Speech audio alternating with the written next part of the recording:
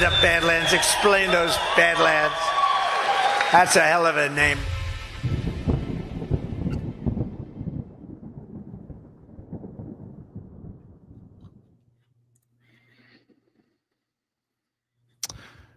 Good evening, everybody, and welcome to OnlyLands.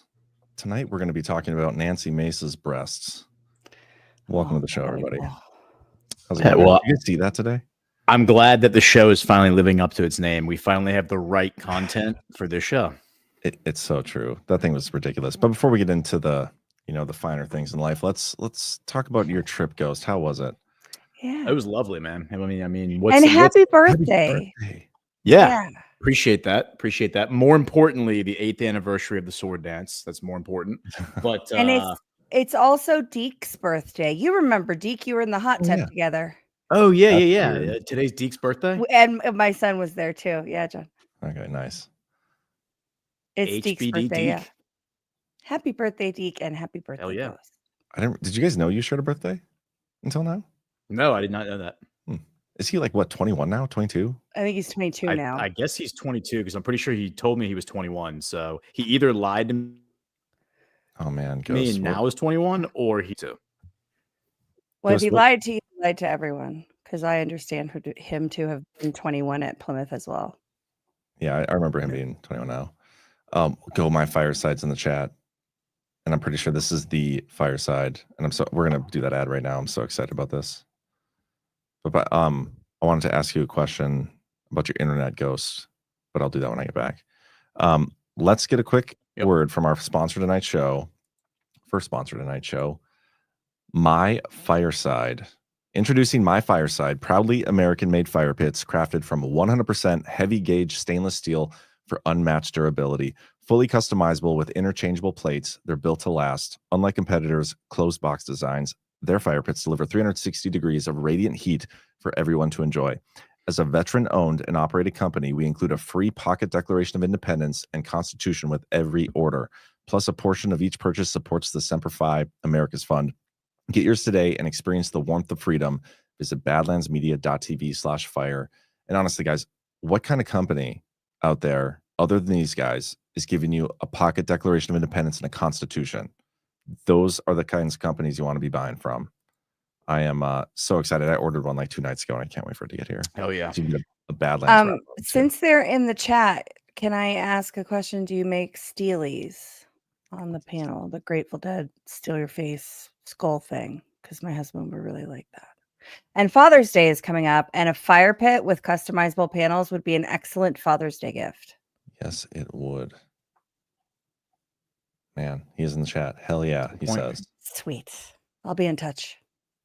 There we go. There we go. Guys, get your fire pit. America first, veteran owned. They can make steelies. Like what more could you ask for? Yeah, steelies are cool. Yeah.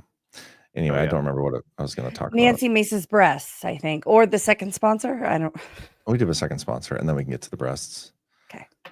Okay, let's do a little Save Pulse. If I can find the ad read. There we go. Today's show is also sponsored by Save Pulse. At Save Pulse, they are dedicated to keeping you and your family healthy with top quality medications like amoxicillin, azithromycin, ivermectin, and hydroxychloroquine at unbeatable prices. The streamlined ordering process makes it easy to stock up on health essentials. And now, with exciting news about fenbendazole showing promise in cancer research, they're proud to offer this alongside their antibiotics and viral care meds. Don't wait. Prepare for any health scenario today. Get your supply and stay ahead of the curve with Save Pulse. And now you can save even more with badlandsmedia.tv/meds, promo code SAVEHEALTH at checkout for 20% discount on orders over $100. Awesome. Thank you to our sponsors. Heck yeah. And somebody said, I love your haircut. I didn't cut it. I mean, I appreciate the compliment, but it's based on a lie because you're hyping it was just behind my shoulders. Well, now I think you should get a haircut. Oh, I just had a haircut like a couple weeks before Plymouth. Yeah, that's what I mind. I'm having a bad. I look like Jimmy Neutron today. That was a good show. My boys watched that show. It's been so long since I've seen it, but yeah, I watched that a little bit. It was different, I guarantee, when my boys watched it than when you and your kids watched it. Probably. My kids have never watched that. Oh my god, we got the stupidest game today. So I took my kids to Walmart today, and just to get some board games. So, like when they're here and home and it's raining and they're like bored, I want them to have something to do. And my daughter picked out this poopy hide and seek game. I was like, oh my god, this is ridiculous. But it's just like a poop emoji. What are the rules? So one person goes and hides it, and they press a button as like once they hide it, and then every now and then the thing will make a noise, and like sometimes it's like a fart noise, and it's kind of funny, and then sometimes it's just like a I don't know, like a weird like laugh thing, and then the other two people, me and my son, would try to find it, and like you hide it anywhere in the house, and so you just like are sitting there listening for noises, and then you hear it come from a direction, you like go over there and dig around, and then you wait for the next noise. And it was actually really fun. And once you find You it, have to find it because there's way too many poop games for me to know what you're talking about, and you know exactly what you're talking about. But we all need to see what this game is. okay, let me show you because I can certainly pull this up here. So who won? Is it who found the most poop? Is that who wins? I mean, you could probably do it however you want. Like to me, it's like whoever could hide in the best spot and take the longest for people to find it. But for the kids, it was like, yeah, whoever found it the most. But yeah, here it's called silly poop hide and seek. And I'll Is show there a you. trailer video? Yeah, I think so. I know there's a review, but I don't want to watch the review. I want to watch. Here, this might be it. Oh yeah. Oh my god, it's so creepy. Here we go. I love. Let's play hide and seek. I love hide and seek with Silly Poopy. Ready or not, here I come. Silly Poopy always gives me clues to help find him. Yoo-hoo! I'm over here. Silly Poopy is the best at hide and seek. This is what you were doing with your day? Silly Poopy makes For like solid like 45 minutes to an hour tonight. silly noises. And when I find Silly Poopy, I get to dance to my favorite song. We did do the dances too. And get You silly did the dances too? We did the dances too. She's 2? Is that right? No, my daughter's 5 and my son Oh. is 7. Oh. Yeah, they've grown. I think she was 2 when I met you, and that's just she's stuck that way. Yeah. No, sometimes she acts that way, but she is older now. But yeah, it was fun. I thought this was gonna be the dumbest thing, but she wanted to get it. She was a little cranky at the store, so like whatever, I'm not gonna fight her on it. And it ended up being the most fun we had out of all the games we got so far anyway. All right. So Jessica, we need a promo code for Silly Poopy. Yes, we do. No, what I didn't get the right screen up. We do need one. It's just like Yeah. that little ball that we had, the little drone Yeah, ball. That was exactly. fun too. We should have a whole toy catalog, and don't take that out of context, anybody. Oh, I wouldn't have until you said Well, that. But it's on that note, online. let's bring up Nancy Mace. So Did Ghost Internet just die? I don't know. He said in the private chat, he said, gonna reset and rejoin. Okay, good. Hopefully that means like rebooting his router. It's always like this time of night though. I don't see him having issues with his internet throughout the day, but then this time of night he comes on these shows and it's like a 10-second delay. Yeah, he's glitchy sometimes. There he is. There he is.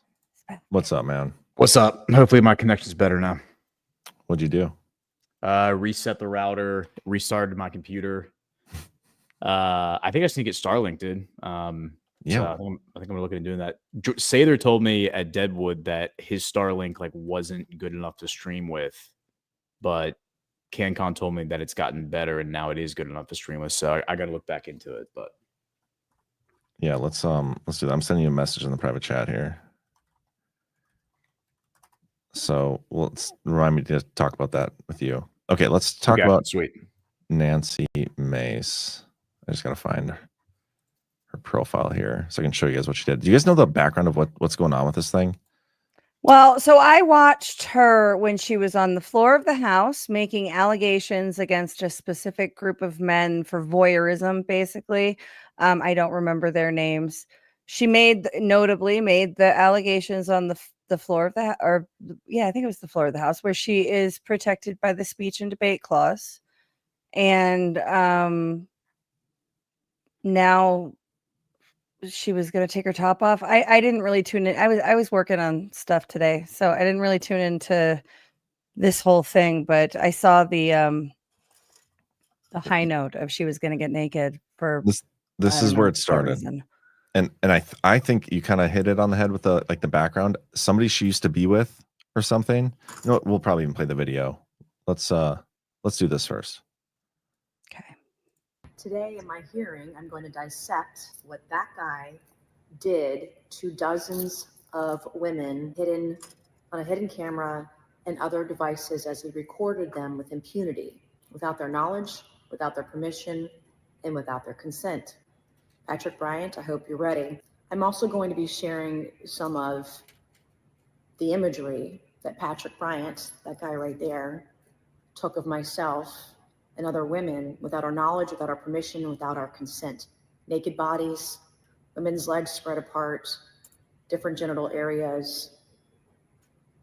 And he had a catalog almost of these different fetishes of what types of videos and photos he liked to capture of women without their knowledge. I'll go over that too. I'm also going to be going over some of the bills that I've worked on, particularly on voyeurism. The Sue Warriors Act. I don't care what the bills that she's never going to pass. But there's this summary here. Mace alleged that in 2022, while at a property co-owned by Bryant and another accused man, she consumed 2 vodka sodas, blacked out, and was raped, though she could not confirm if Bryant was the perpetrator, but that Bryant and his associates drugged her and other women, suggesting that incidents might have been filmed or sold on the dark web. She also accused the men of sex trafficking, alleging they paid each other to abuse women, which she described as a premeditated, calculated exploitation. Has she filed like any criminal thing against this guy that any of you know of? I think she said she did or was going to, but also that the authorities, the local authorities, wouldn't do anything. And so that was part of why she was taking it to the house. And I'm going straight from memory. I have not paid attention at all to this story today. I did cover it when it happened, but I don't remember the finer bits. This guy that she's accusing of, this is her ex-husband or her ex-boyfriend, isn't that right? I don't know, probably boyfriend. It says they co-owned a property together. Okay, yeah. So like what I saw is that the ex, whatever he is, responded, and his formal response was basically like, you should file a lawsuit if you think that if everything you're saying is accurate, you should file a lawsuit. That's what he said. That's my understanding of what his response was, is this should be settled in court.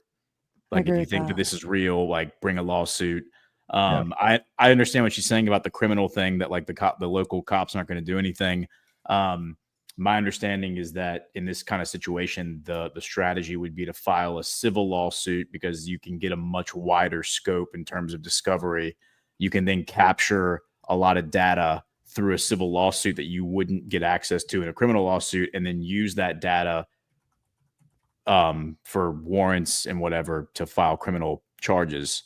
That would be probably the best method, assuming she's telling the truth. I honestly don't know anything about this story. I found out about it at like 5 o'clock, and all I saw was that Nancy Mace said she was going to dump him out on like in the chamber for the sake of, I'm not really sure what the purpose of it was, but Rumble Rick in the chat just gifted 20 subscriptions. Thank you, Rumble Rick. Shout out to Rumble Rick. Thanks, Rick. Amazing. Okay, yeah. So I think you're right. I asked Grok. It's former fiance. She never filed a lawsuit against him or anything, but she has all these allegations. And Bryant had said, and quoted here, "I categorically deny these allegations. I take this matter seriously and will cooperate fully with any necessary legal processes to clear my name." He said that her accusations are devastatingly harmful and an attempt to further her political career. I don't even know if it's to further her political career, but what this definitely is to me is like, you're using your platform as a congresswoman, your immunity as a congresswoman, and you're being paid by the public to handle what appears to be some sort of personal vendetta against an ex. Like, seriously? Yeah. But then it comes down to what she actually she said this: "Today I will show my naked body on one of the videos predator and rapist Patrick Bryant took of me and many other women without our knowledge. So she says she's going to show her naked body. What's up, Cam? You came in a perfect time. Yeah, I was gonna say. What's up, Cam? You heard that Nancy Mace was getting naked, and you decided you're going to show up. I heard something like that. But yeah, and then this is what she showed. So, I mean, my joke about it was it's like worse quality than the Zapruder film. Like you can't say anything. Yeah. Not that I was caring to. I'm just saying, like, you can't go out there and say I'm going to show my naked body and then show this. I literally didn't even know, like, when I saw this still image, I didn't even know what we were looking at. I was like, what is this supposed to be a picture of? And then I was like, oh, this is supposed to be like the naked body picture. I completely agree with you. I think that this whole deployment that she's doing right now reeks of like the Me Too movement, like the grifter aspect of it. And here's why. Because she could be telling the truth. Like everything she's saying could have actually happened as she's saying it. The really unfortunate part for her is the presentation is just awful because the optics of it are awful because she's waiting until this really opportunistic moment of when Donald Trump and Melania Trump are passing this like this legislation or this executive order, like whatever it was, where both of them signed it, right? Take it down act. Yeah, it was like the Take It Down Act or whatever, like whatever it was, whatever the thing was that him and Melania signed. I think it was yesterday. Yeah. And she's now like capitalizing on that as like a PR stunt. She makes a post where basically the first sentence of the post is, "Today I'm going to get naked in Congress." Like that's like the way she presents it is like, "Hey guys, the tits are coming out for the boys. Like everyone show up." This just feels like it's not that though. It's not. She's not doing that. And the really unfortunate thing for all of us is that female congresswomen continue to engage in gender-based stunts, political stunts, and voyeurism is terrible. This has happened. The same thing that she alleges that's happened to her. Hang on one second. Lily doesn't like this story either. She's growling. I don't know if you guys can hear that. But the what she's alleging with people filming without her consent and using that footage, that's happened here in Colorado. It happens and it's fucked up, and those people need to be prosecuted to the fullest extent of the law. But this is a publicity stunt and it's a fucking distraction. And why aren't you engaged in real meaningful legislation that's helping us build the golden age? Why are we doing gender-based stunts? This is the same thing with the breastfeed. We have to stop the super serious JFK government secrets are totally going to be revealed this time committee, because we have to go do a breastfeeding thing for women in Congress. No woman that was except for Nancy Mace that was a victim of this kind of crime would have that kind of platform. And it reinforces what I said about the breastfeeding stunt. The only time they get this fucking passionate is when it's about themselves. Yeah. Did you see this? Like this pissed me off so much because she's making this federal secrets thing about her. Like let's talk about the JFK files. And you can barely see the JFK files in here. You can barely see JFK. All you see is her. This is like a social media Instagram post.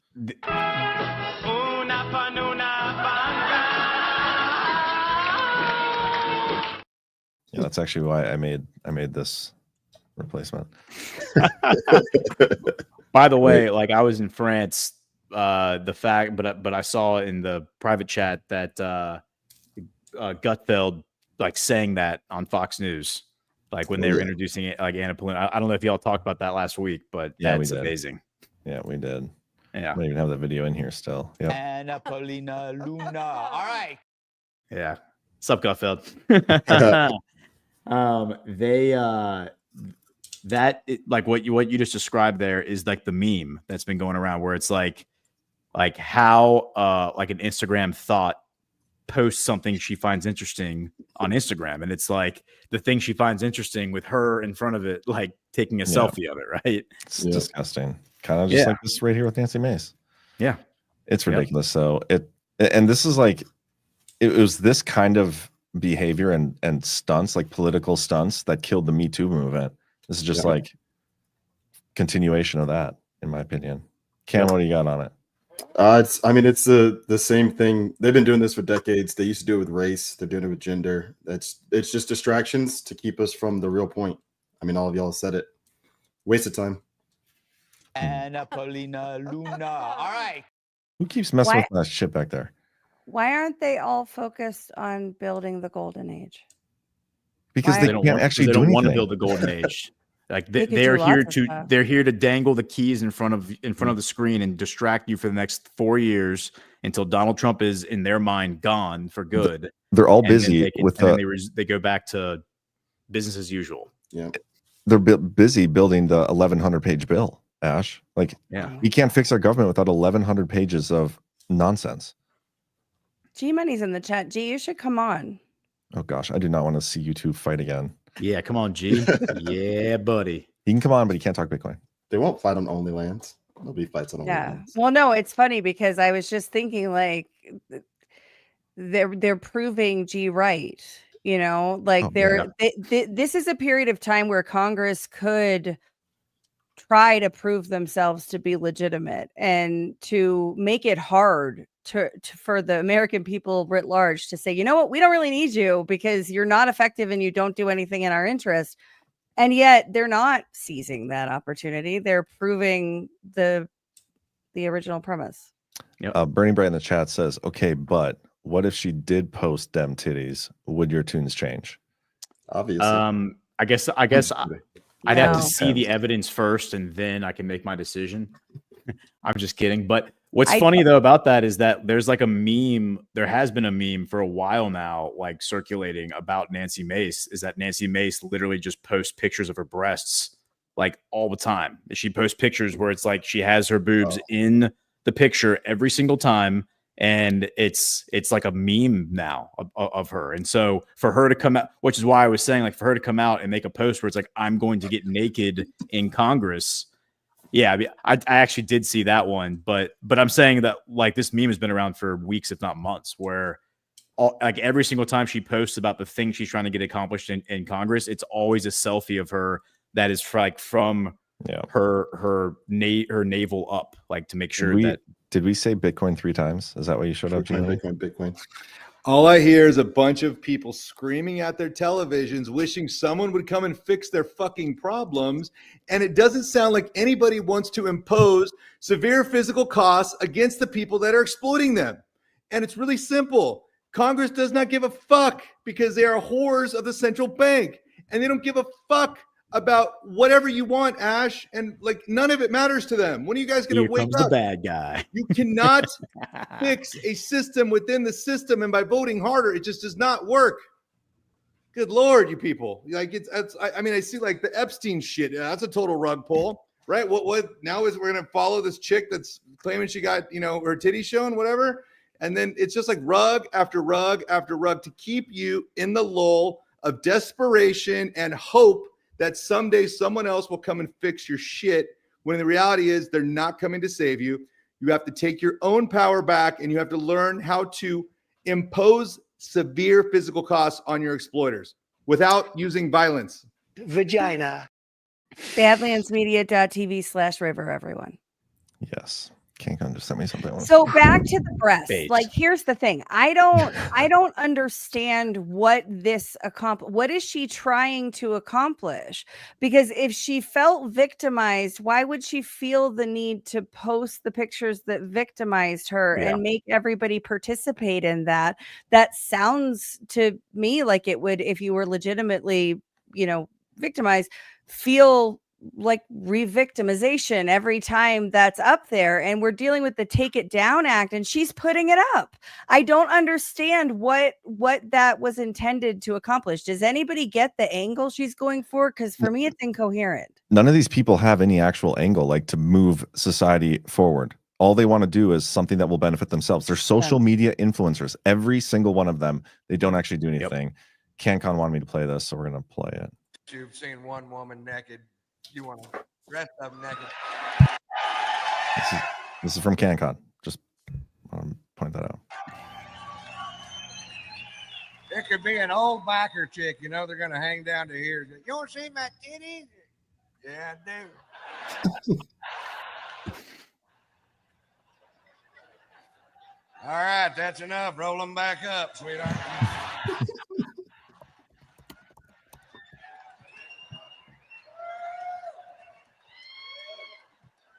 Things that make you go.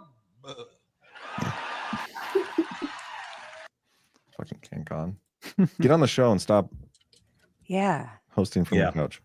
Well, and the other allegation that she made in like whatever it was that we just watched, where she was saying that like this guy, I guess, filmed her or whatever, and then sold it on the dark web. And I'm like, wait a minute. You're a congresswoman who, you know, is known for her looks. I mean, that's definitely like a trope.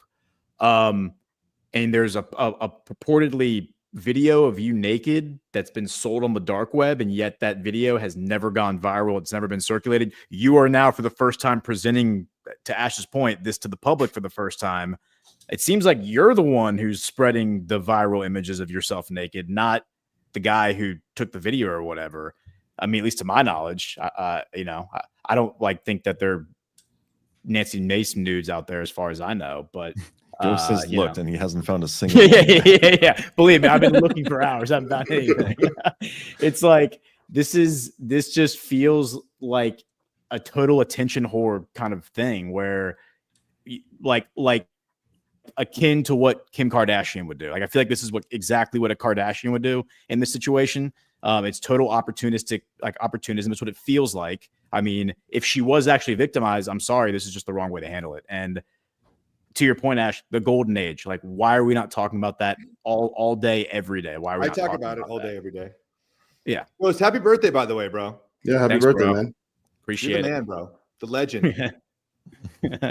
How was Let's your go, trip, baby? How was your trip? It was sweet, man. It was sweet. It was. Did you dunk on the woke retards over there in Europe? I actually went over there with the intent of doing it, but the people that I spoke to, for the most part, I mean, the people that we were talking to and engaging with were pretty chill. I saw one Ukraine flag the entire time I was there. It was a sticker on an old guy's chest, and I'm 99% sure he was either American or British, like a tourist. Didn't see any other Ukraine flags there.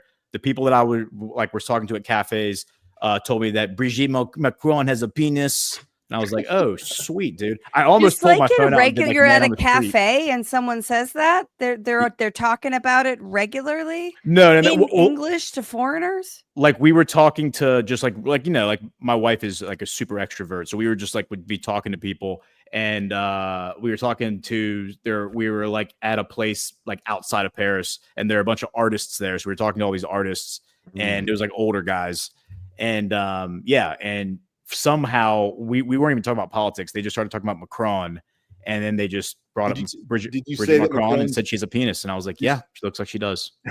I love it. I love that you said your wife was the talker. Yeah, right. That is surprising. So Burning Bright says that Mace is actually embracing G Money's logic back to the Nancy Mace's breasts, which I mean that's. Here, watch. Play the clip. That Put doesn't on make there, sense. John. I did a share for Tucker. Play this clip.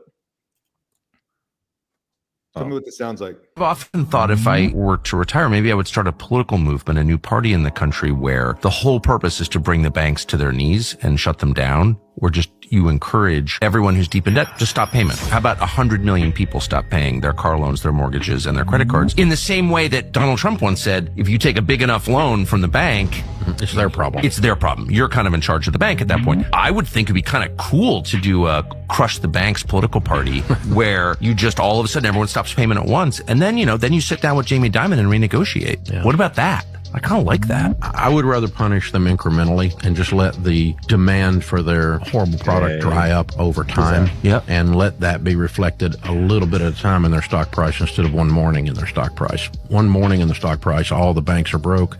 Feels a lot like 2008. There are a lot of downstream effects. Pretty chaotic situation for the world.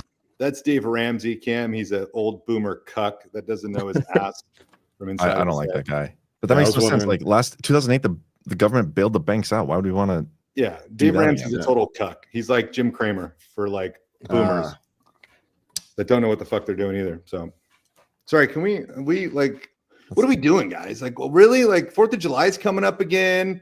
Like everybody's complaining and we're still just kind of going along to get along. Like Elon exposed all this corruption. 90% of your tax dollars go to fraud, waste, and abuse. And here we are yelling at our Congress. G money. We're all convinced, bro. We're all convinced. We all have Bitcoin. We all have What Bitcoin. about that though? It's We just like to Why are talk you about so? fun Why are things. you? Why are you wound so tight, G-Man? You're fucking know. angry about a I'm lot of things. angry. You're shouting at everybody. What's going on? No, baby, I'm ready to fight. Calm Let's go. down. You need something, man. But to G Money's point, I think the thing that I find really frustrating, and this goes back to like Trump's first term, is that it seems like the whole movement reaches a point where we all get so sick and tired of all these assholes in office that we're like, yes, we are all in total agreement. The Republican Party sucks. We hate Mitch McConnell. We hate Lindsey Graham. We hate all of them. Elect Donald Trump. And the second we elect Donald Trump, we go back to we drop on our knees and we start filleting all the Republicans all over again. I watched this the first term and I was pulling my hair out.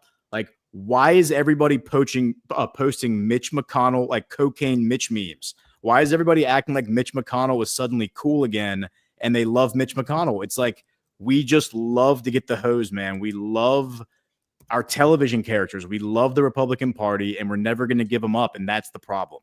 So, Speak for yourself. I mean, dude, it's like, it's sad. It's sad watching MAGA be like the battered wife who can't leave the husband. Just leave the husband, walk out the door and never come back. Ash is trying to revive. Can we talk about Kwast going on Sean Ryan tomorrow? Yes. Yes. I want to play this video, and I know it's long, but it's really good. So I think we should play this and talk about it, because this is like, Kwast is probably our handler, and it's really exciting. Yeah. This is a big moment for us.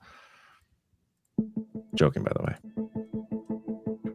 We can triangulate truth. We don't have to rely on just one news broadcast and believe the TV, because we found the TV is lying to us. But now those that understand that information is the most powerful weapon in the human race, that the most lethal weapon is right between your ears. And if I can influence what's going on between your ears and what you see is true and what reality is, I can shape that so that you act in my best interest. Our passenger planes are slower than they used to be. Our trains crawl compared to those in other parts of the world. Our cars do not fly. Advances have not stopped, but something has gone wrong.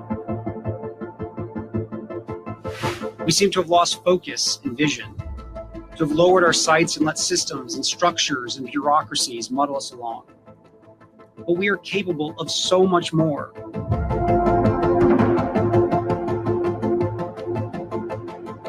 Space is the place where, if America does not change our strategy and how we're investing in space, we will become victims to others that use space as a way of dominating the energy market, but also the information market.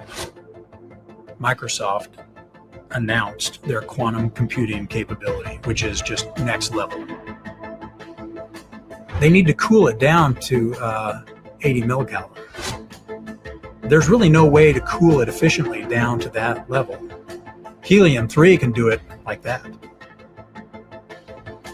China now has enough helium-3 as they're mining it on the moon and bringing it back to Earth to be able to power the entire world for thousands of years. And they are the ones that can actually operationalize quantum, because they can cool it down to the temperature it needs to actually operate.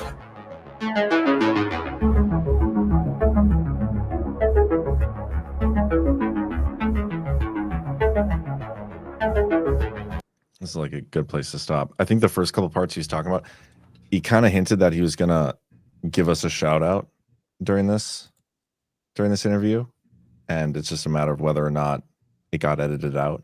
But I think it's gonna be done with that first part, like the battle for the mines, the information warfare stuff. And I mean, I'm very excited to see this. I don't know if you guys want me to play more of the interview. I can, but I would actually. I love General Kwast, because I feel like he always keeps us focused on like the things we should be talking about. Like, we should be talking about the stuff he's talking about right there in that clip, and instead we're talking about Nancy Mace's tits. Okay, but that's what the show is for. It's all fake and gay. So I feel like he was kind of alluding to that at the beginning when he was saying that we can control your mind and have you focus on these things like Nancy Mace's tits. they'll distract you from the future, the golden age. So like General Kwast is literally what Ghost said, but General Kwast is just putting us back on track every time we come off. See, now I feel attacked because I brought up Persist first. He was actually talking about this stuff in Plymouth. He was talking about because I asked him about quantum computers and stuff, and he was telling us all about helium-3 and how China was mining it on the moon and how Trump has a plan to go up there and mine it as well. It was pretty crazy stuff. Yeah, there's another clip we can watch after this of what he said in Plymouth, and you G Money haters in the chat, you should listen to it because he gives you props. He's like, G Money, you're all over it, man, like twice. Okay, yeah, we'll finish the rest of this.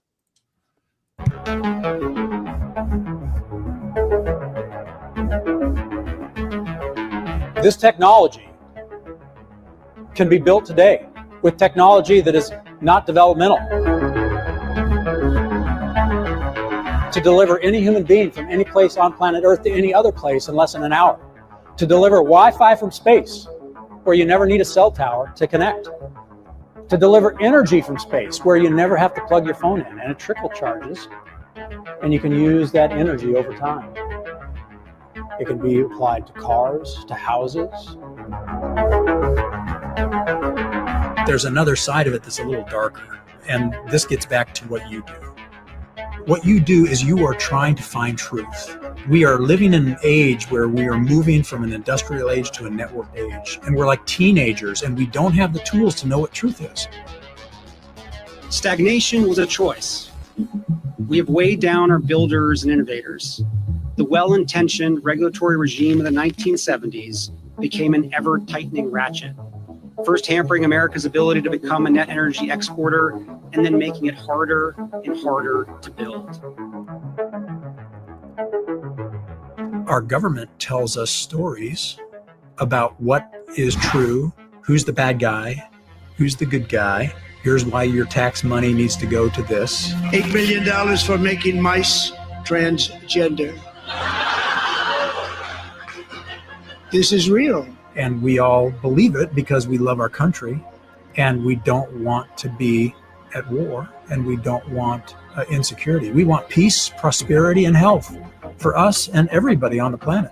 Right, and it's interesting the government subsidizes it. Why would the government want to subsidize something that's going to make people sick? That is a direct result of corruption. But there are perverse incentives for big companies and governments to weave a tale that deceives the population to perpetuate the wealth, control, and security of a very small group of people that are getting rich on the current methodology.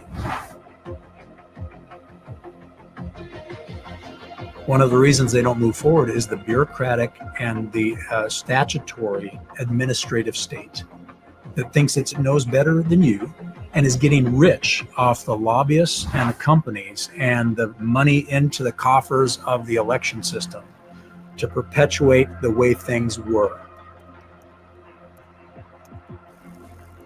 All of the energy companies would be totally against beaming energy down from space because that unhooks you from the utilities.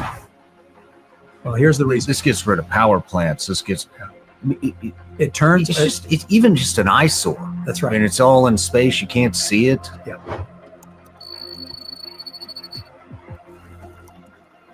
The legislation that President Trump championed to get a Space Force written into law will be the wedge in history that protects America.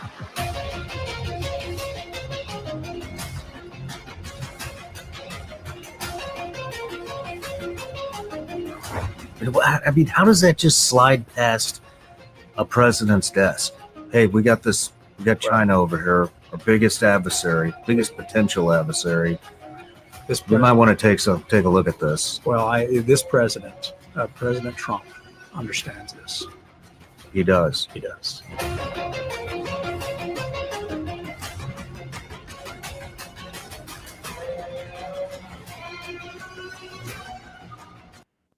Gonna be so awesome. And I just Dude, want to point so out, hyped. So hyped. Super hyped. Hey, have you guys seen that show, The Three Body Problem, or read the books? I saw the show actually. Okay, yeah, super good. So, in talking to Kwast about the quantum stuff, he's like, I highly recommend you read the books. I, of course, opted to watch the first season on Netflix, which is really good, by the way, because it talks about, humans and how they can't really solve their own problems and how, like, maybe they need to, get help from extraterrestrials. And anyways, it goes down all these rabbit holes, brings up quantum, but it's, I think it's a good like exercise for people to like watch this show and see how like we can't deal with our problems in the current system, right? Like we can't solve these problems with the current like setup and apparatus. And so it's interesting because I think a lot of this stuff is having us cooperate at scale, the entire globe, right? Trump is bringing all these peace deals together because the sun is literally expanding, right? And eventually, we're at climate change. I love it when we get to climate change. No, it's not climate change. It's literally like eventually we're all gonna like burn up. The sun is expanding, Ash. It's not climate change. Like it's literally expanding. And if we don't get our shit together, like it's an extinction level event for our species at some point. Like that's just the bottom line. And Elon talks about it. I mean, it's why we have all these rockets. And that imperative, the sun is expanding. Imperative. That is why we have to collaborate at scale across the globe, right? Well, we're not turning this into an Ash and G debate. So that's your one question, Ash. One rebuttal. Otherwise, it's never going to stop. Anyone else want to weigh in on climate change? I'll just say this. How about I just say want G to shut up? Try to let him finish. The only way, right? Like we can actually cooperate to a degree and provide more energy, because energy is the lifeblood of abundance. Like without massive amounts of energy, like nobody can have abundance and like, live free in that sort of a sense with technology. And so how do we, right, incentivize the cheap production of energy? Like, how do we do that? How do we try to get all these technologies? Any more questions? You monetize energy. Like Tesla said, you make an energy currency so that you can monetize energy and have humans develop the cheapest methods for creating energy. And so now we have a method to do that at scale to where we can involuntarily cooperate. And so, yeah. And Ash, I didn't mean to like tell you to not talk. I just do not want this to turn into the G and Ash show. Like every time you are on a thing together, that's what it turns into. And I just can't have it. Well, I'm gonna go. Let's set aside the climate change discussion for another day, because that's a much longer time scale than any of us are ever going to live out to see. But Kwast, the whole reason we showed that clip. Yeah. So General Kwast, getting back to the stuff that he's talking about, and I agree with G Money about the incentive, changing the incentive structure so that energy, the production of energy becomes prioritized again, because over the past 50 years, that has been completely destroyed. I was just reading this afternoon, I was going through like the minutia of what happened last week in the Middle East. And I told y'all that I was going to have FOMO because I knew this was going to be some big shit. The UAE is investing $4 billion to build an aluminum smelter in Tennessee. It is the first aluminum smelter built in 40 years. And because of this one facility that they're building in Tennessee, we are doubling our aluminum output in the United States. Okay. Imagine how pathetic that is. Yeah. All of the aluminum in the world right now comes from Russia and China and Canada, because these assholes in Congress have written trade negotiations and these trade deals that have set up these situations. Okay. They sit here and they cry about China eating our lunch. All China is doing is acting in their own best interest. And the people who have helped them like reach this apex of dominance is Congress. Okay. And I'm sick and tired of pretending that none of these people know what's going on and they didn't realize this was happening, and that their mentors and them, because some of them have been in office for 50 years, are the ones who negotiated the deal. They absolutely are. Ron DeSanctimonious voted yes for TPP on June 16th, 2015, 2 days before Trump announced he was running for president. He voted yes on TPP, on Mitch McConnell's TPP bill. All right, that's how I knew he was a bad guy. As soon as I learned that, I knew he was a bad guy. HR 2048, I believe, is the bill. Go look it up. But you can go look up the bill and you can see that Ron DeSanctimonious voted yes on TPP to sell all of you out to China. So one vote doesn't make him a bad guy, by the way. I love DeSanctimonious. Yeah. We'll fight over this ghost. Everybody's turning on him now. Gee. I don't know. There's an article I saw today of people like he's like the ugly stepchild of the movement now. It's kind of funny. Did you see Trump throwing shade at Thomas Massey? Oh yeah, I saw that. Oh, dude, Massey's the biggest cuck. Yeah. I love it, dude. like, I think everyone in the Republican Party is a cuck. Like, I want to see the whole thing torn down.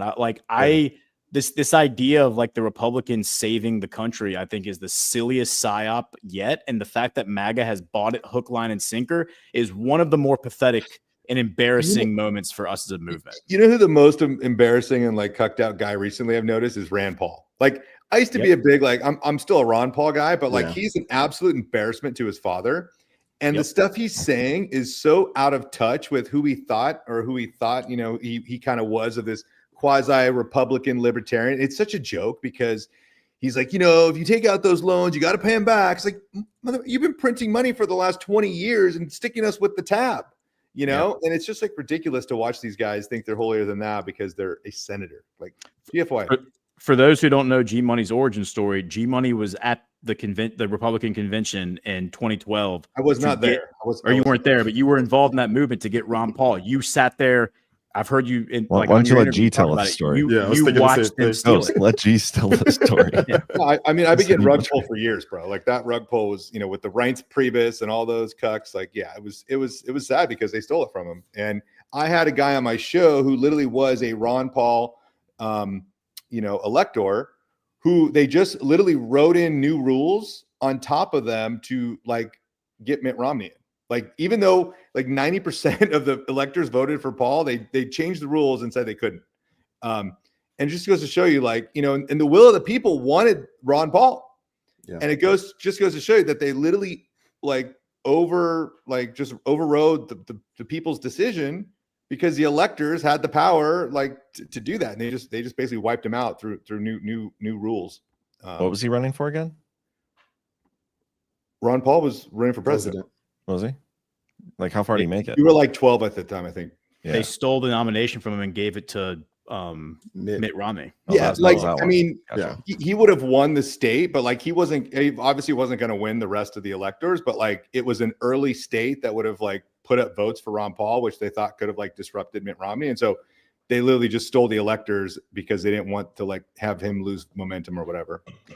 So same time period, I was supporting Michelle Bachmann, and John Boehner and Mitch McConnell destroyed her campaign, orchestrated a walkout of her staff. People will remember she was the one that questioned Clapper and Brennan under oath about the illegal drone strikes, and she was widely punished by the party and tossed. And that was when that was the moment I walked away from the party system. I haven't participated in that since. John Boehner. 2011. That was a real beauty. Y'all remember that guy? God, what an ass clown that guy was. Yeah. And to the earlier point about Mitch McConnell and the cocaine Mitch memes that you were talking about, in the that season, the 2010 midterms to the 2012 election, the big Tea Party message, the message among the people, the spirit of the people was, we're totally going to vote out Mitch McConnell in his next election. And that motherfucker is like half dead and still there. He's going to die in office. I'm convinced. He's going to, in 20 years, he's going to die in office. The only way to not face justice, just ask Diane. Mm-hmm. John, I know you're going to hate this, but I got to give a shout out to BB. Don't you dare. The narrative. Don't you dare. It ties into Kwast though. So when Kwast was talking about the tales, he said they spin these tales that get us distracted from what we're going to. And it ties into what G's saying about the financial system. It ties into the congressmen and women. It ties into all that. And I love that Kwast points that out, because we've been fighting against our own self-interest just because we've been tricked and lied to or manipulated through stories, through narratives. So I'm excited for that thing with Kwast, man. Like, I want to see how much more he breaks down. How long is it? I don't know. That video was like 6 minutes, but the full episode comes up tomorrow. I'm sure it's like a couple hours. Yeah. I should play the thing he said at the last guard, because it was so good. Yeah. This is a long one, but might be worth it, because this is where he gives G Money his credit. To G in my panel, right? Yeah. Yep. Yeah, well, yours and Chris and Brian were there too. Also participated.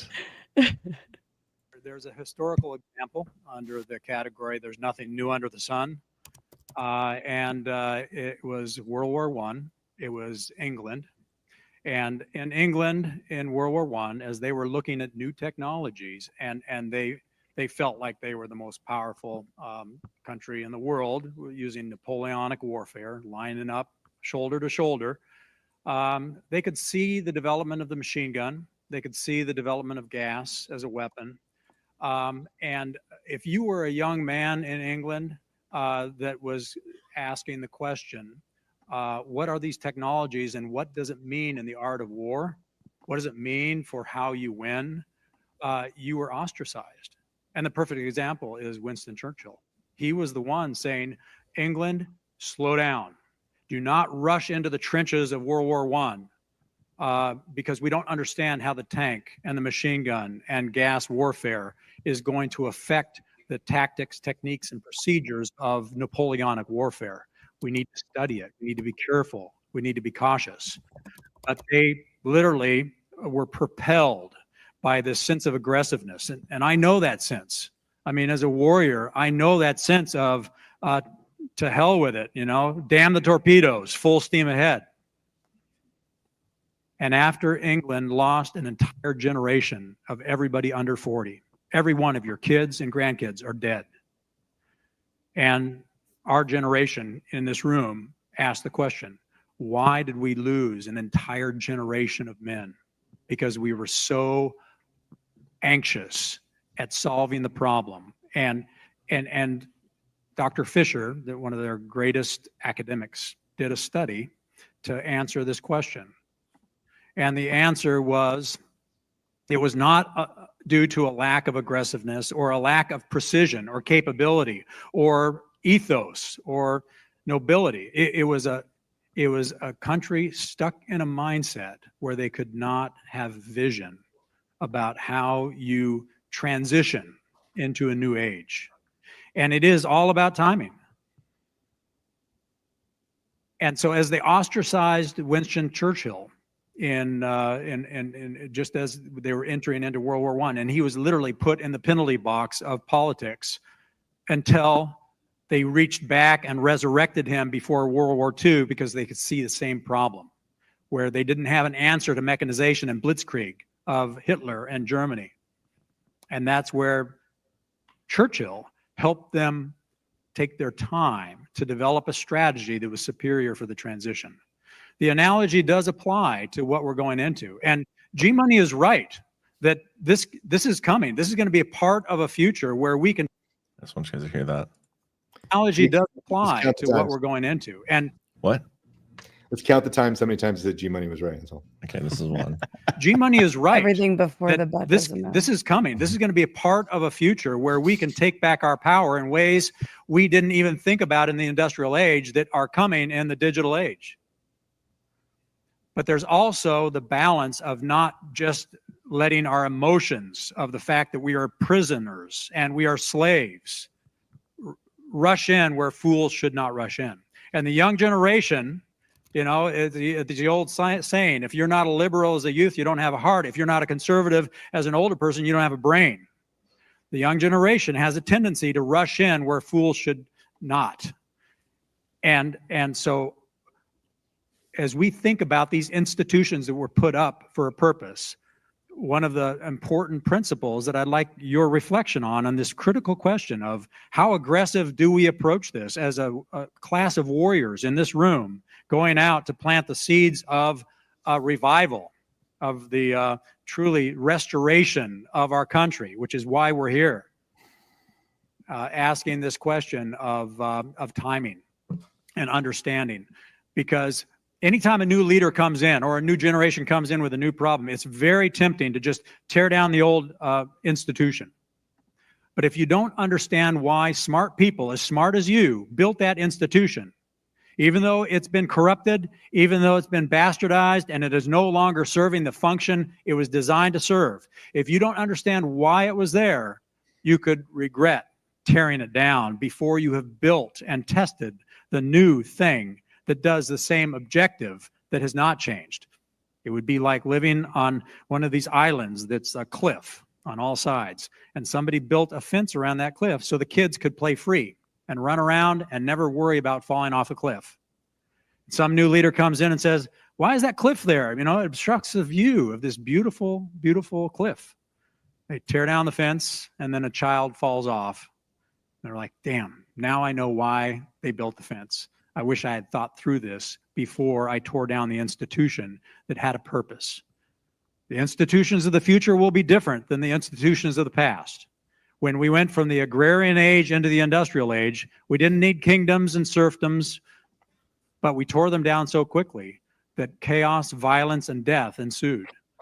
The same happened in every epic change. And that's really, in my humble opinion, why President Trump is taking more time than we would like. Because I think he has this sense that if we move too fast, we could lose our young and regret it. But G-Money and Chris, I mean, they're right in the sense that it's true. Yep, keep going. I want to hear this. If we miss that tipping point, we may be enslaved where we can't get out of the problem. What, Ash? I'm generally not allowed to respond anymore, right? So Well, you can. I just don't want this to turn into a debate between. but you keep saying G-Money is right. So Well, no, Kwast is saying that. He didn't say you were right. He kind of did say Ash was right, and Thank you. the not doing it too fast and rushing into it. I was actually going to make a point of that. I was like, oh, he's saying Ash is right without actually saying it. He's kind of saying you're both right. he is kind of right in the He's fence. playing Switzerland. I think he's trying to protect G-Money's feelings, but he's basically saying I'm No, right. he doesn't need to do that, please. We all know that. I had dinner with him after this, and he told me I was right. I also Jordan was there. Jordan was there and can confirm. I had dessert with him, and he said Ash was wrong and G-Money was right. So That's fake news. yeah, that's fake news. Okay, we'll finish this clip. And then Ash, you can respond. If it gets into the back and forth where you keep asking questions and G-Money I keeps won't yelling ask at any more us. Questions. Well, who wants to ask including you questions? both. Let's just jump. Where is that We're down that balance? fence This and is where jump. the wisdom of the old generation actually come into play, where you study, you learn, and you're careful. So the question for the panel is, where are we at right now? The timing. Why now? And is now the time to say, I'm not abiding by any rule, any institution, because you're all corrupt, and I am enslaved? How much time do we take for this to work? Damn. I love Mic Sean drop. Kwast. Just leaving us open-ended there, General. A little So bit. the Sean Ryan thing is tomorrow. It's tomorrow. Yep. Is there like a time? Do we know a time or just sometime tomorrow? I mean, I can see sometimes they schedule it. They probably do some like nighttime, like 7:30. Shout out to General Kwast and Joni and Yeah. Oak They're and amazing. Ellie, who were also in the shot. Yeah. And Burning Bright was in the shot. I was too. gonna say shout out to BB. That's why he was playing Switzerland, because BB was behind and breathing down his neck. He has something out here. It says 8 hours. That must be like the preview thing. Yeah, it's like yeah. It doesn't look like it'll probably be out tomorrow. Sean Ryan has the weirdest poses, man. Makes me uncomfortable. Weirdest poses? Yeah, like just different poses he does, and then these shots of the people are kind of creepy too. Like half the face. Yeah, it's some weird one-eyed symbolism. I'm not into it. I get that. I get what you're saying. Did you see all those those posts Trump made with like the Q stuff? Like, Oh yeah, it was actually funny because Saturday, me and Chris were talking about how Trump uses social media and True Social. Like, there's 4 different kinds. I don't even remember what I said, but one of them is like Trump on the toilet in the middle of the night, just like rage retruthing replies to all of his posts, and they're all like the Q stuff. I literally said that, and then the next morning he does it. Are you serious? Well, the funny thing about it is like I love all the cutie coders and stuff, but it's like they're like some of them are trying to convince us like it's real when like we already know it's real, and like I don't understand like I understand what Trump's doing. I think he's trying to reinforce, maybe give him some hat tips or whatever, but also like the way some of them decode the stuff. Like I don't understand what their end goal is. Does that make sense? I don't know. Yeah. Does that make sense to you guys? I'm not bashing the cutie coders here, by the way. I'm Yeah. just trying to like understand like what the purpose. Like I've pointed out, great, but like what's the end game? I think people that started doing that when the posts were coming out, it was a thing, and now that they're done being posted, it's kind of all they know. I don't think they really have an end goal. I think it's just like I mean, it says that's their skill. 1776. Right. It was 1776. It was like, well, that's all I saw. Like I saw the Q plus, but in my mind, like Trump has the Declaration of Independence in the Oval Office. John, you guys were talking about Declaration of Independence just the other night on Devolution Power Hour. Like the sentiment is very 1776-esque, but like, are we supposed to be 1776 or is Trump supposed to be our 1776? You know what I mean? And like the cutie coders are just like doing stuff, but it's like, well, like, what are you doing exactly? I don't know. I'm just, say that again. What was the either or there? What do you mean? That Trump would be our 1776. What was the part before Yeah. that? So like, are we supposed to be the people 1776? Like, you know, they were back in the day, or is Trump supposed to do it all for us? Right. Like in the new age. And I don't know what that means because look, they just passed no tax on tips. Right. And then I saw a funny meme where a guy's like, hey, guess what? My barber just charged me $1 for a haircut and I gave him a $50 tip. Like, you know, how long till people just figured out, go, look, I was paid all tips. You know what I mean? Like, and so I don't know. This gets back to the taxation without representation. This gets back to your congressman not giving two shits what they do or don't do. Well, like, yeah. I can answer what you asked earlier. So like the Q decoding thing. And I think you're actually a good example of this is everybody sees what they want to see. Everybody's passionate about a certain thing, whatever that is. And so everything you see online is that thing. Like for the Q decoders, it's something to decode. For you, it's like, this is a Bitcoin comm. For Ghost, it's something about the Jews. Like it's the Middle East. Yeah, okay. Confirmation bias, right? I don't even know if it's confirmation bias. That's like, I mean, there definitely is that involved too. Like that's I don't think it's quite that. It's like you seeing things that aren't even there, and maybe that is what it is. But I don't know. Everybody has their own interpretation. Q decoders predicted the death of the Pope to the day. I don't believe that's true. I don't think I saw that. Well, so the Q decodes, like back when it was being done like on a daily basis, 2018 was really like the heat of it. That was the heart of it. 2019 to an extent as well.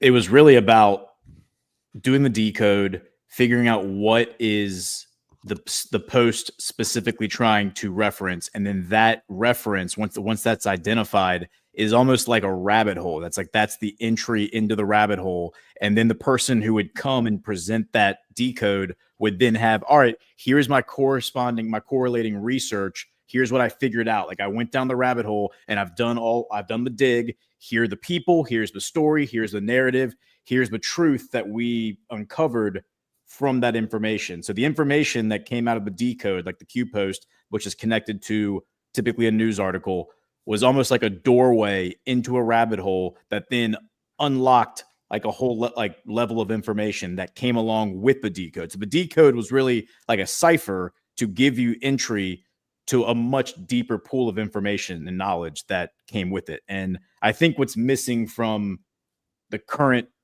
iteration of decodes is that deep pool of knowledge that's coming with the decode. It's like it's supposed to be a key to a door. You then go open the door and dive into the pool, and that like rabbit hole moment isn't really happening anymore. So it's like that's where I think the disconnect's happening. Yeah, it just seems like they're stuck in a loop that they can't like get out of, I guess. That's my interpretation, because like if truly like all this stuff is happening, right? Like I don't think 1776 was about Trump coming in doing it all for us. I think he wants to expose Doge. He used Doge to expose all this corruption, right?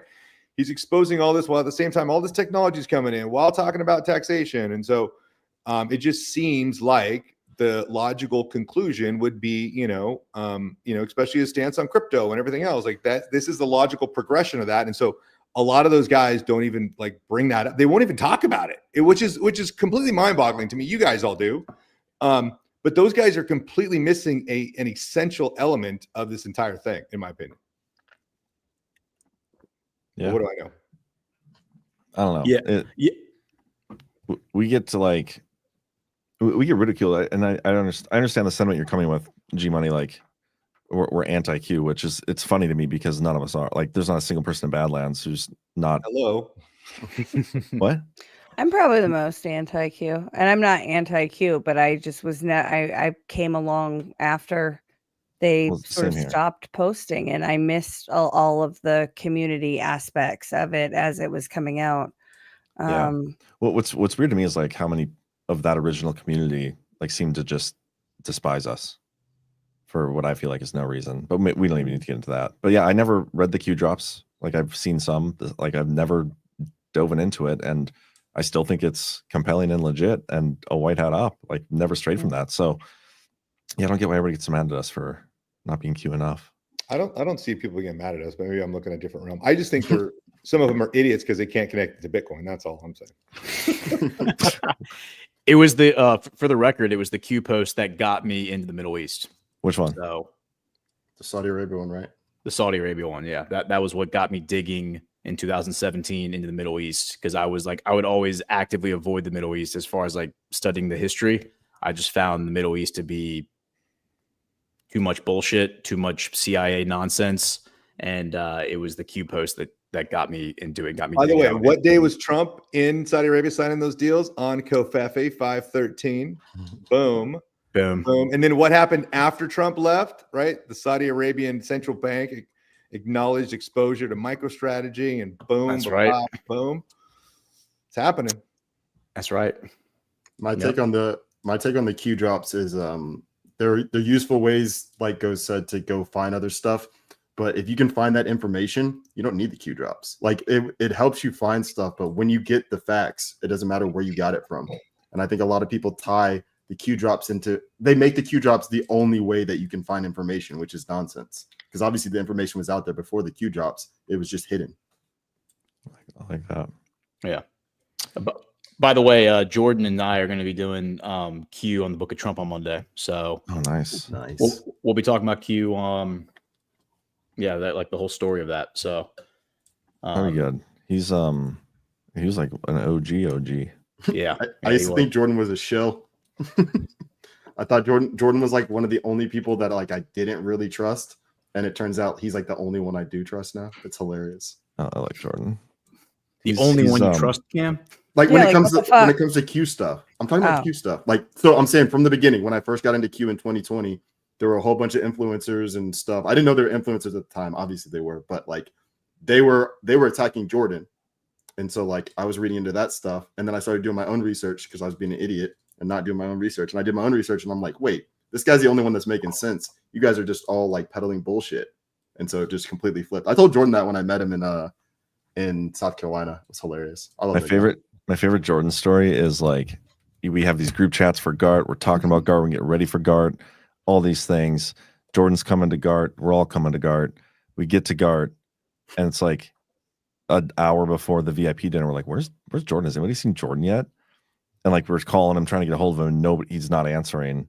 And then like later that evening after the VIP dinner, he calls like, oh yeah, man, that was this weekend. Oh yeah, I can't make it. He just like didn't show up for his flight. That was he lives in another planet, man. His head is.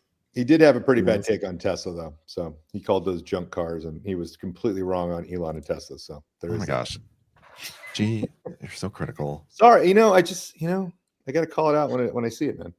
So a bunch of states on that point, a bunch of states are suing the Trump administration because he cut the funding to the charging infrastructure, right? Where we funded in the Infrastructure Act a whole bunch of charging stations, and at the end of the Biden administration, I think they had turned on like one or none. And so Trump cut the program, and now a bunch of states are suing. Interesting. Mine's one of them because they'll never, pass that up. Yeah. Oh wait, is this a real video?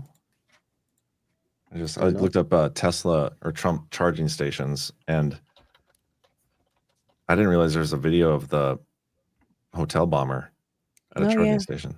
You guys saw this? Yeah, I saw that when the hotel bomb thing was going on. Oh. What is this? The hotel bomber, the one that CanCon like geeked out over for 2 weeks. The Tesla bomb. The one that like blew up in front of Trump, the Trump building with the fireworks and stuff. Oh, that's him. So this is the clown right here. This is the guy in the car. Did they arrest him? He did. He was in the car. This was before he blew himself up. Wait, did he die in the car? He was. Yes, I didn't realize. So right. like he actually blew himself up in the car. Well, supposedly, yeah. Yeah. So, interesting. There's that. Let's see if I can find that lawsuit you're talking about. Well, I mean, I feel like what General Kwast was saying about like the speed and how Trump is slowing it down to give us time to prepare for this transition, I think that's really important. And, obviously something that I've thought about a lot, even prior to hearing those comments about why is this all taking so long. And, I think sometimes we get a little carried away with the process and we're not really focused on what the process is about. Is the process about replacing a corrupt government with a government that's not corrupt? I mean, yes, like in theory, but is that really going to fix the problem? Like, is that really going to fix the underlying issue that actually led to the government becoming corrupt? And the answer is absolutely not. What's going to fix the problem is raising the discernment level of the people so that that problem never happens again, no matter what. Right. And so it's like that might be unrealistic. This could be a good thing to discuss, because the founders put in the Declaration of Independence that when this type of thing happens, like just throw it off your back. Like that's when this happens, not implying like it's only going to happen once. We're only going to fail once. Like we could fail over and over again. Who knows? Just when that happens, we've just been so placated and we're so like, I don't know if lazy is even the right word. Domesticated. That's a good word. I'll give you that. Yep. We're so domesticated that we refuse to do what the whole system was designed to do. Like when it happens, you have the Second Amendment. It's for a reason. Throw them off your back. Start over. Second Amendment's obsolete. You know what's interesting though is that I'll just disarm. 2,400 years ago, Ash, you can fight him on that one. Let's talk about it. The Second Amendment's obsolete. I don't know if I've been given permission to speak, but before we do that, people in the chat don't know who Jordan is and are asking who he is. So I just want to share. Jordan is the one pushing the cart that has my son on it. Oh my gosh. It's the first time I saw that. When was this? This is very highbrow stuff here, guys. Was that during the power hour? Yeah, it was DPH power hour. It was that's why. Because Ash went to go work the microphone. Some of us we were were watching the hockey game. Yeah. We met God, what was that dude's name? The dude in the Gronk jersey with the best Boston accent ever. I can't remember his name. Jimmy? Yeah, Jimmy. Caleb loved Jimmy. I love Jimmy too. Caleb loved Jimmy. Caleb talked about Jimmy for days. Jordan he said hockey ball. He was like, "Where's the hockey ball?" We're like, "It's a puck, dude." He was like, "Whatever, it's sports ball." I swear to you, and it wasn't like a joke. He literally said he slipped up, but he was just like, "Where's the hockey ball?" He's like, "You can't even see the hockey ball." That's funny. And Jimmy was like, "Hockey ball? What do you mean a ball? It's a puck, bro." Well, okay. So how is the Second Amendment obsolete, G? Well, the Second Amendment isn't about hunting or self-defense. The Second Amendment is about literally what John was talking about and removing tyrants from power. Like, do you agree with that base sentiment? Yes. Yes. Okay. Yep. So in today's day and age, do you think you're going to be able to take F-16s and AR-15s to Washington and take over? Like, does that seem reasonable? Hamas has proven that you don't need F-16s to win a war. So did the Taliban. So did the Mujahideen. So did pretty much like every. But they had to use force. Like every militia in the Middle East has proven that you don't need to have an F-16s to defeat a first world military. But they had to use some kind of force. Yes. Yeah. Yeah. I mean, you need small arms at least. And so in this day and age, do we think that's actually possible? I mean, to have a second American Revolution with, bloodshed and all this. Like, I don't think that's feasible. I don't want to answer that. I feel like you should be careful with how we phrase this, because we are not advocating right now for a we're just like talking about it. Right. We're talking about the Second Amendment and like the whole purpose of having it. Right. Yeah. Okay. Yeah. Well, and so what happened in the 1790s, right after the American Revolution, is you had the French Revolution. Thomas Jefferson and Ben Franklin go to France. They try to help them. They're like, "Hey guys, you helped us. We're going to help you. Like, let's get this thing going." And what happened there was that the British agents infiltrated the crowd. They got the violence going too early. It turned into a bloody revolution where they just started cutting everyone's heads off. And the British agents grabbed all the good actors, all the founding fathers, dragged them out and said, "Get these guys next." And the crowd said, "Great," and chopped off all the heads of the good guys, the guys who were going to save France. And that's when Thomas Jefferson said, "All right, I'm out. You guys have lost. Goodbye." And it became like a communist color revolution and failed. Okay, so when you say that it's obsolete, does that mean that we should get rid of it? And if we're getting rid of it, should we replace it with anything? So my point here is that like the only way you're going to relieve yourselves of being exploited is through some type of physical confrontation or punishing the people that are doing this to you. Like there has to be some sort of punishment, right? To agree, justice or accountability. There has to be some sort of like force on the other end. Yeah, there has to be it has to be very costly for them to continually doing what they're doing. Like it has to be right. like The government like has the either ability to limited. use force against you now, though, right? That's what you just said. Like, you don't have F-16s. You can't take on the government. You can't overthrow the government with weapons, but the government absolutely can use force against you.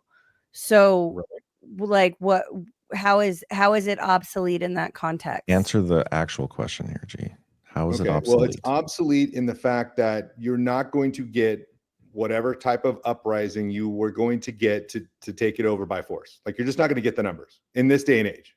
And not only that, but violence is not going, like the media, like none of it's going to work. And violence is not the answer. We don't want to, like, who do you even know to shoot? You know, like I said, you don't even know who these people are. There you go. You don't even know who the enemy is. That's that. Yeah. So the biggest thing, you don't even know who the enemy freaking is. Exactly. You know, That's the answer. Like, at least back in the day, you at least could see them wearing red coats, right? Well, real quick, I don't feel like he gave an answer. Ghost, how is that the answer? A violent revolution would work if we could all agree on who the problem was, right? Like who are the people that we need to target for removal that are actually causing the problem. We just have to We wait would for not be Pam able to Bondi to agree on tell that. us. Our movement would not even be able to. The people inside the truth community would not even be able to agree on that, on who the actual problem is. Like, they would throw out all the popular names, but once you get past that first surface level, like, who are the people who are actually controlling those puppets? The people who we all understand are puppets. Yeah. We would not be able to agree. And this is where I get back to what I was about to say. Plato's Cave. This is something that Matt and I have discussed for months, for the past year on Breaking History. 2,400 years ago, Plato wrote an allegory about describing people in a cave.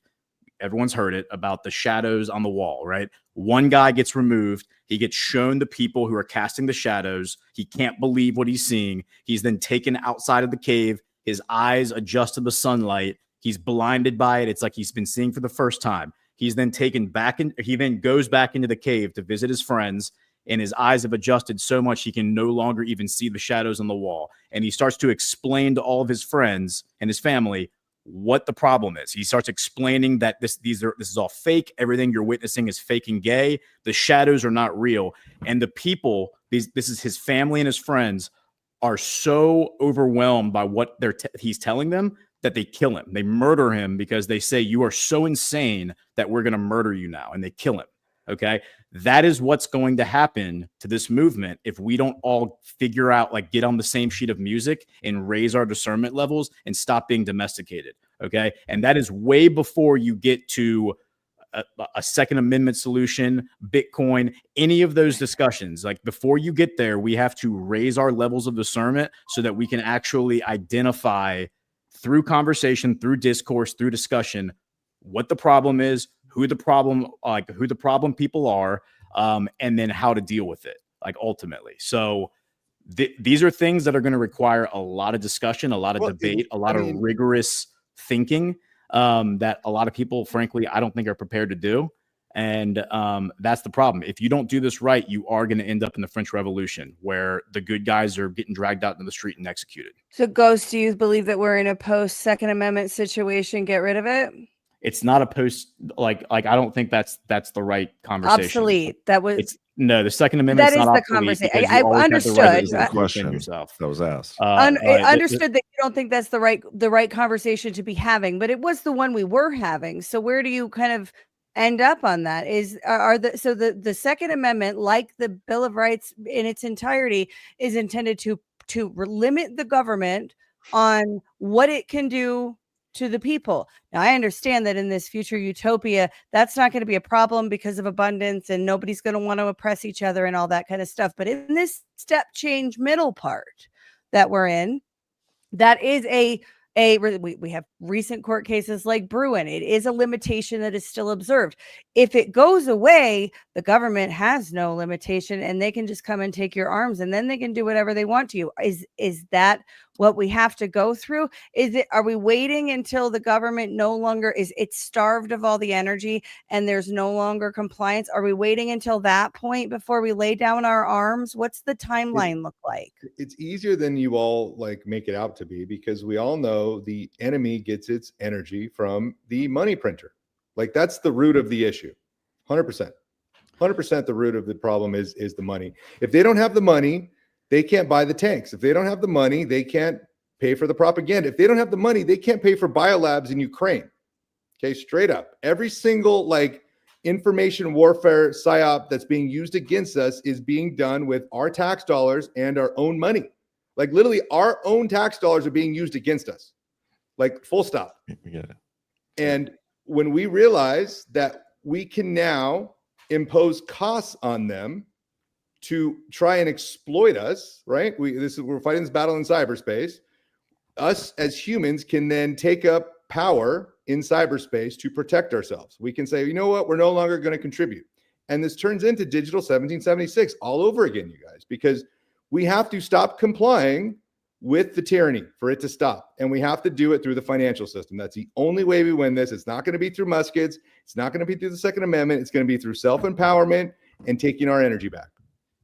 I do agree with G when he says that the idea of the Second Amendment being the tool that unlocks freedom for us and liberation is an obsolete thought, because it like the debate that y'all are having right now totally ignores the fifth generation warfare aspect of this conflict. The fact that we are living in an information war where the information battle space is being complete.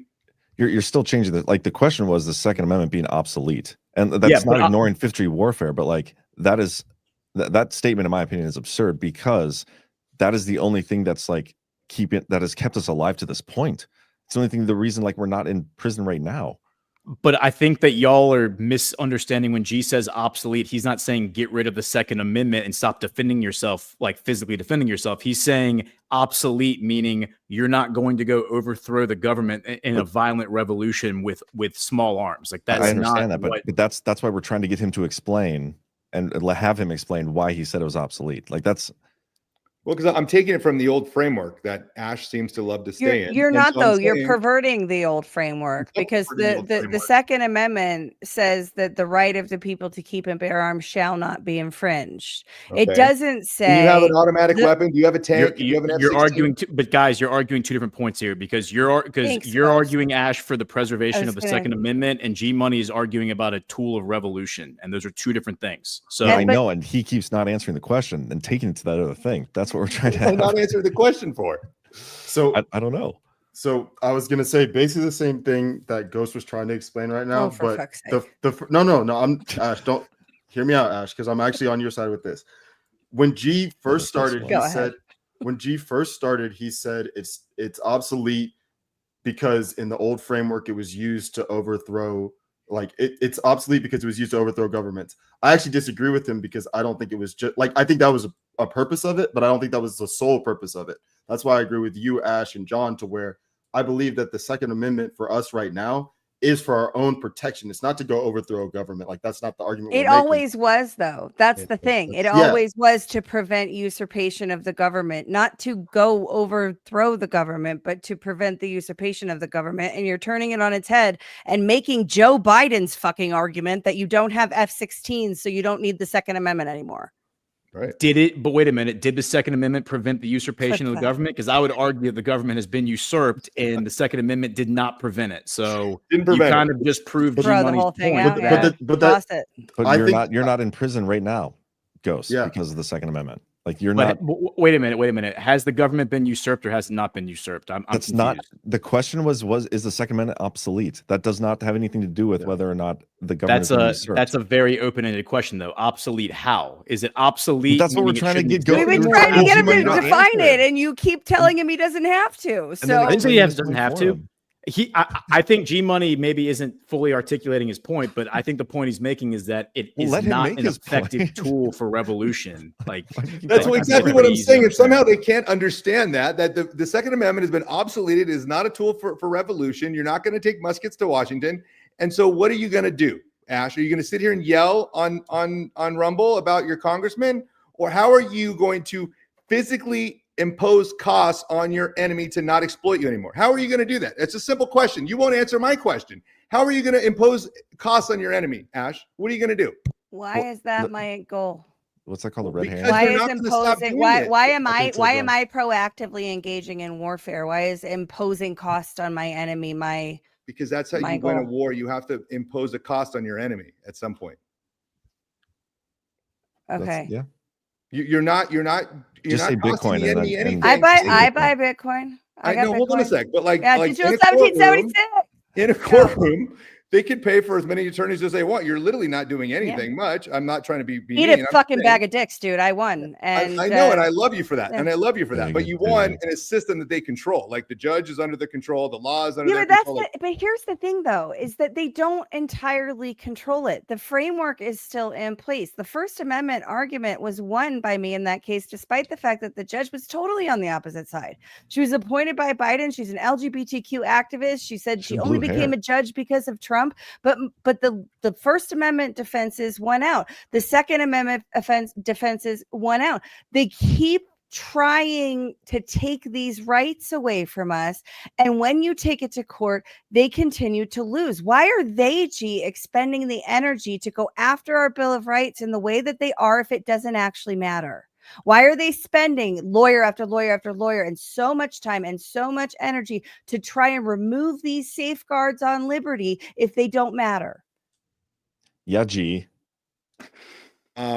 Sorry, my daughter just called me. Anyways, don't ignore her. Go. No, be a I'm not dad ignoring for a her. I'm minute. not ignoring her. No, like here's the deal. You didn't talk to her.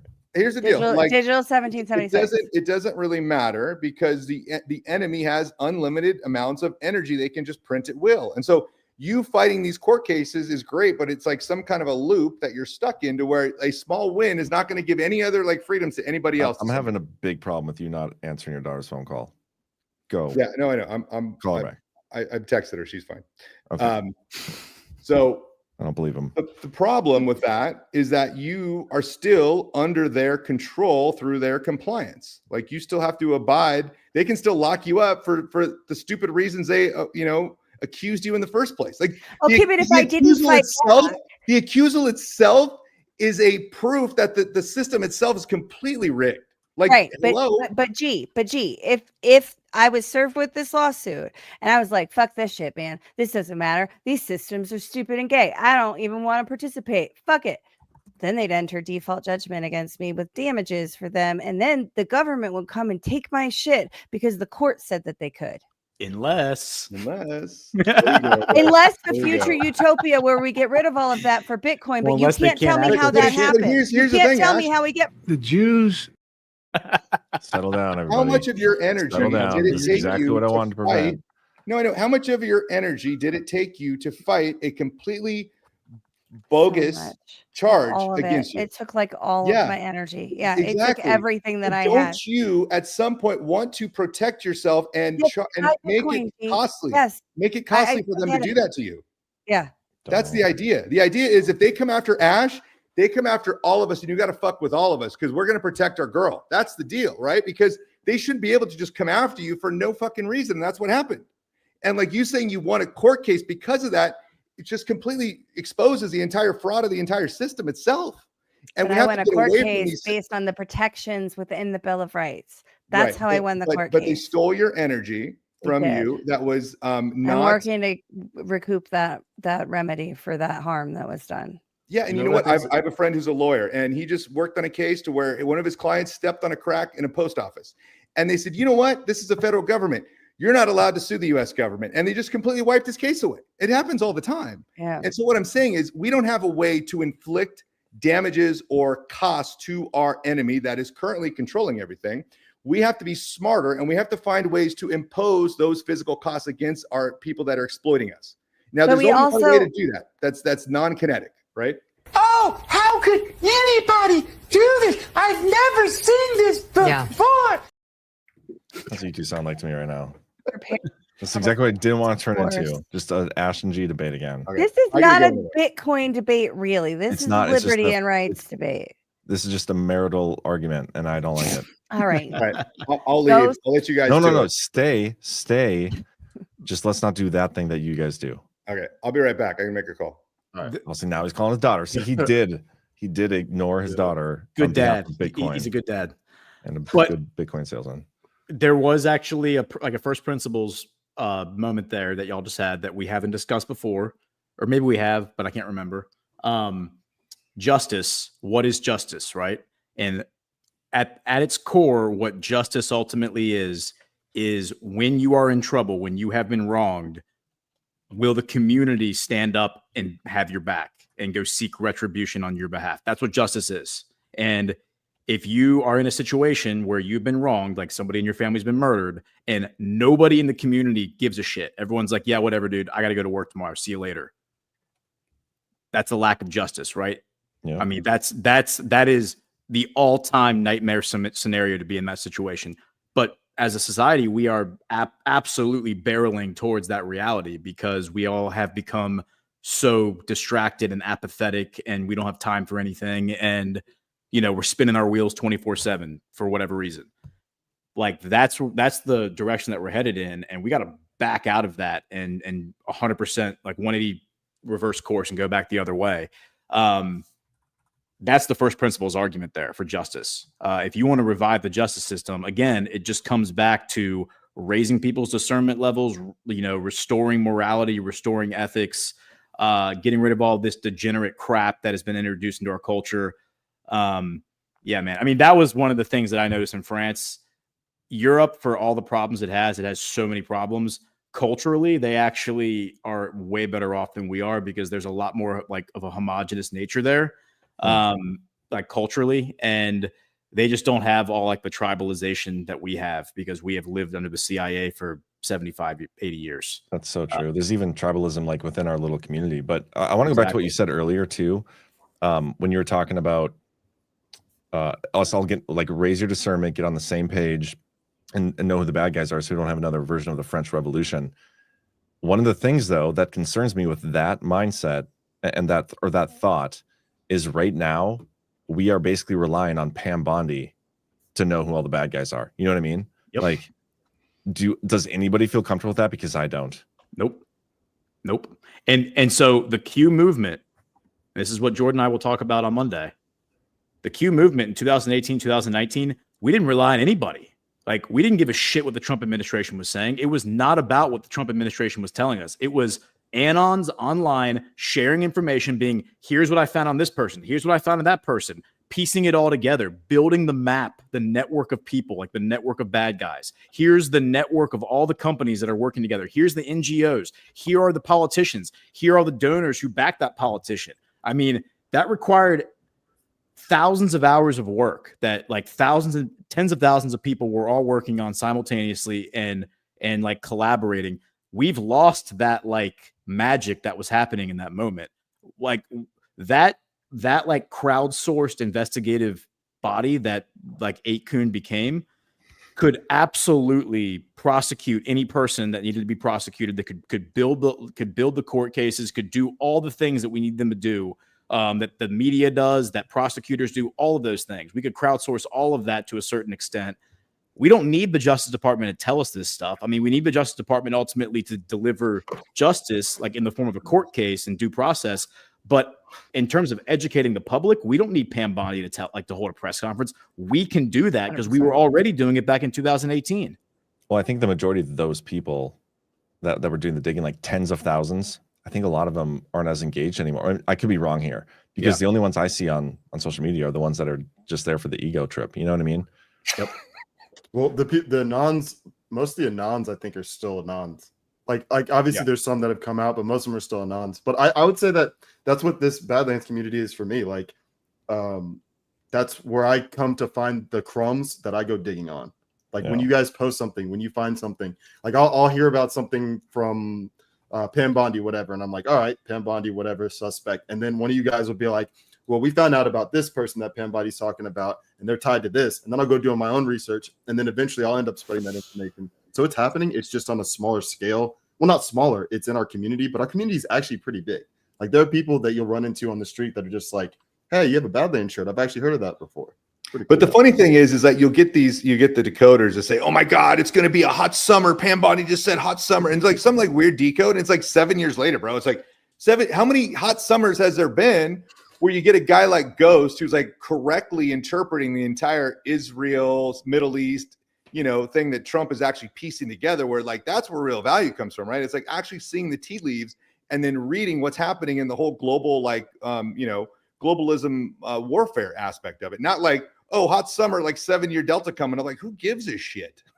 Do you think a lot of people are like, and there's a comment in the chat from the Sweet Sound, I think a lot of people are exhausted from waiting. I think that's a real concern, that the movement and the momentum Trump had in the first like 3-4 months of this administration, you could risk losing that momentum by waiting too long. Like, people do get exhausted and tune out.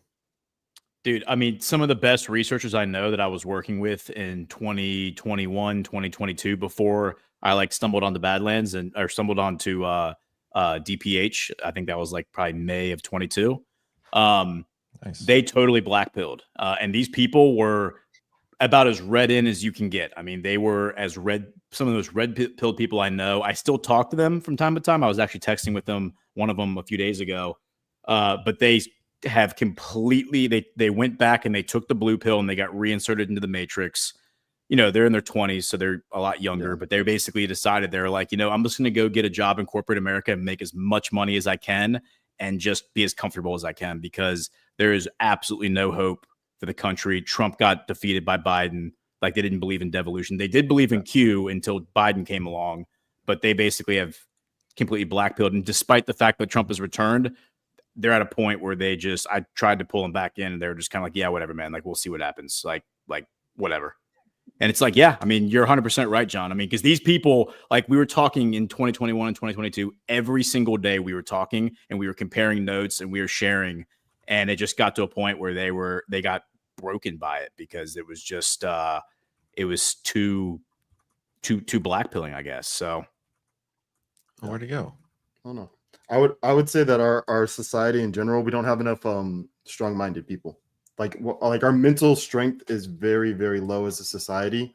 And I'm not talking about our community, but I would argue that our community has the strongest of minds. Like, Ash and G Money can go back and forth like they were and all this stuff, but Ash is still going to go. She's not going to change her opinion just because G Money's yelling at her, and vice versa. Like, so many people in this movement, when they hear somebody like critiquing what they're saying, whatever, they switch up real quick, because they're just like, man, I don't want to. God bless you. They're like, I don't want to ruffle any feathers. You know, the whole unity bullshit, whatever. It's like, if you know something's wrong, say it's wrong. That's how we got to this point of like people being abused, like children being abused, is because people didn't want to say something because they're like, no, that'll ruffle feathers. That makes people uncomfortable. It's like, you got to get uncomfortable if you want to grow. I like that. Yeah. Yeah, that was definitely in, the kind of 80s, 90s suburbs. Yeah, Cam and I grew up in the same town. It was, very much, that's not my business kind of thing. Like, you knew kids in the community that were being abused, maybe not sexually, but like kids who had abusive parents and stuff. And it was very much like, that's none of our business. That's a family matter, that kind of stuff. Really, that's a mental trap. Yeah, man.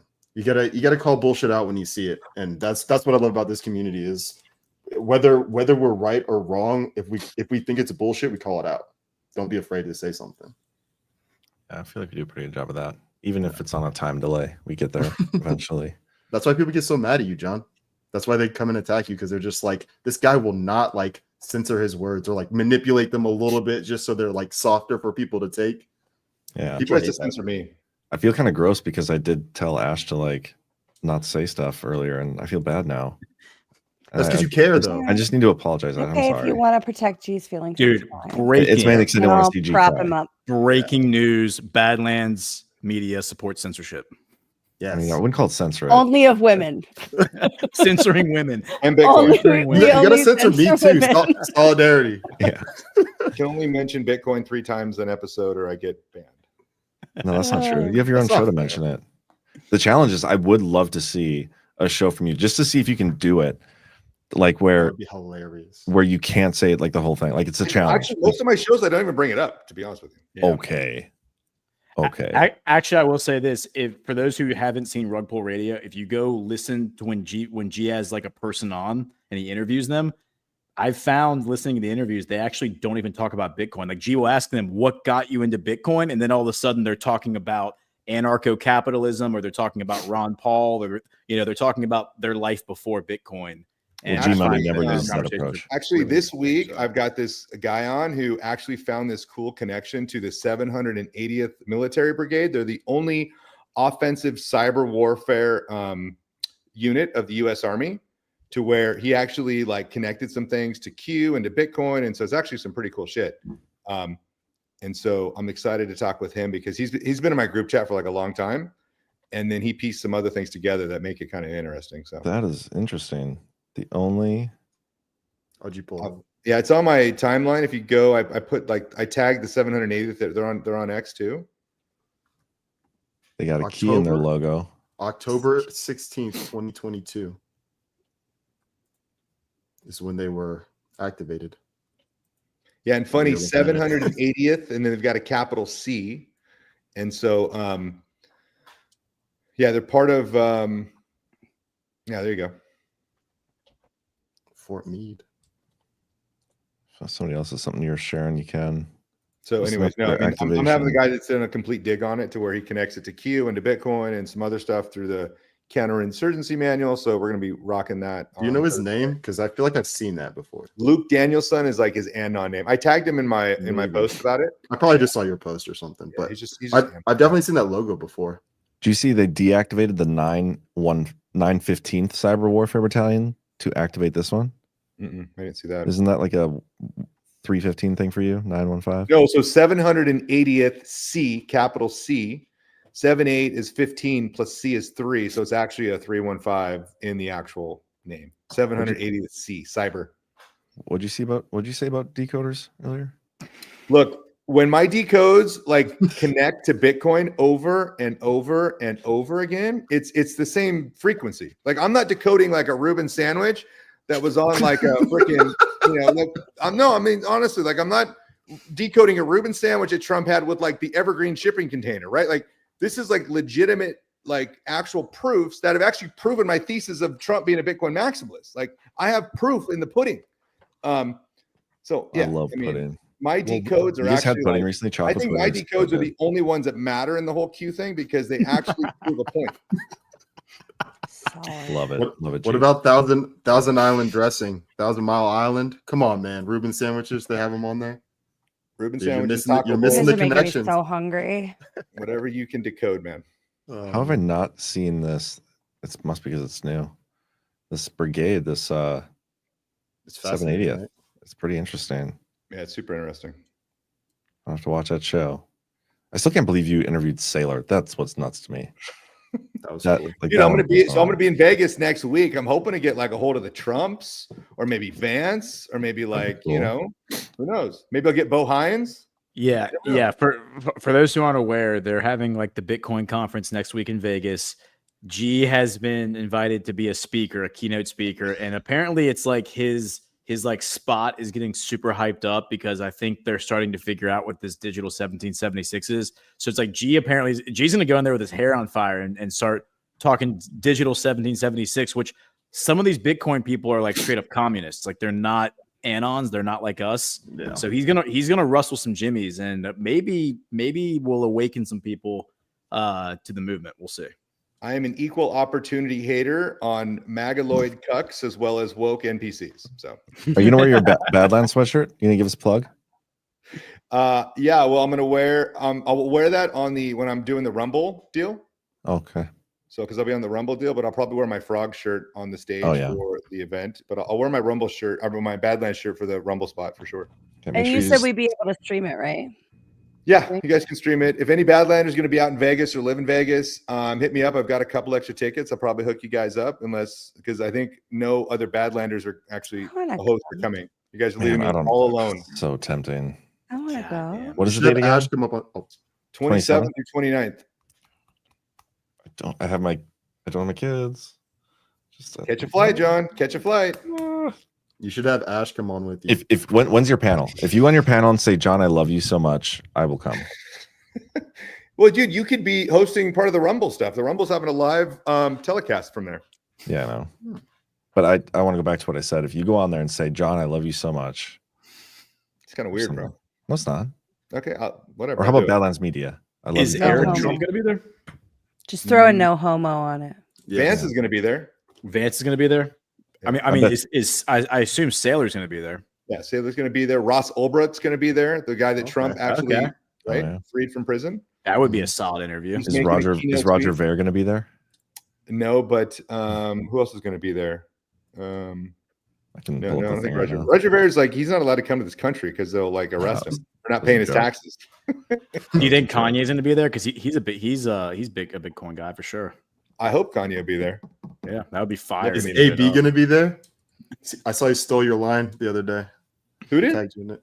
AB, Antonio Brown. He didn't steal your line, but he like switched it up. Remember that What'd thing he I say? posted? Oh, D's nuts? Yeah. Oh, tax D. He said tax D's nuts. Yeah. Did the government keep all Ross's Bitcoin? Yeah, see, I have a problem with that too. Because if he didn't do anything wrong and Trump actually like pardoned him, like shouldn't he give him his Bitcoin back too, Trump? How did they get his Bitcoin? It was a whole FBI plot. He was in the library with his laptop open. They had a distraction while he looked away. There was one that grabbed it from him right when he was looking away.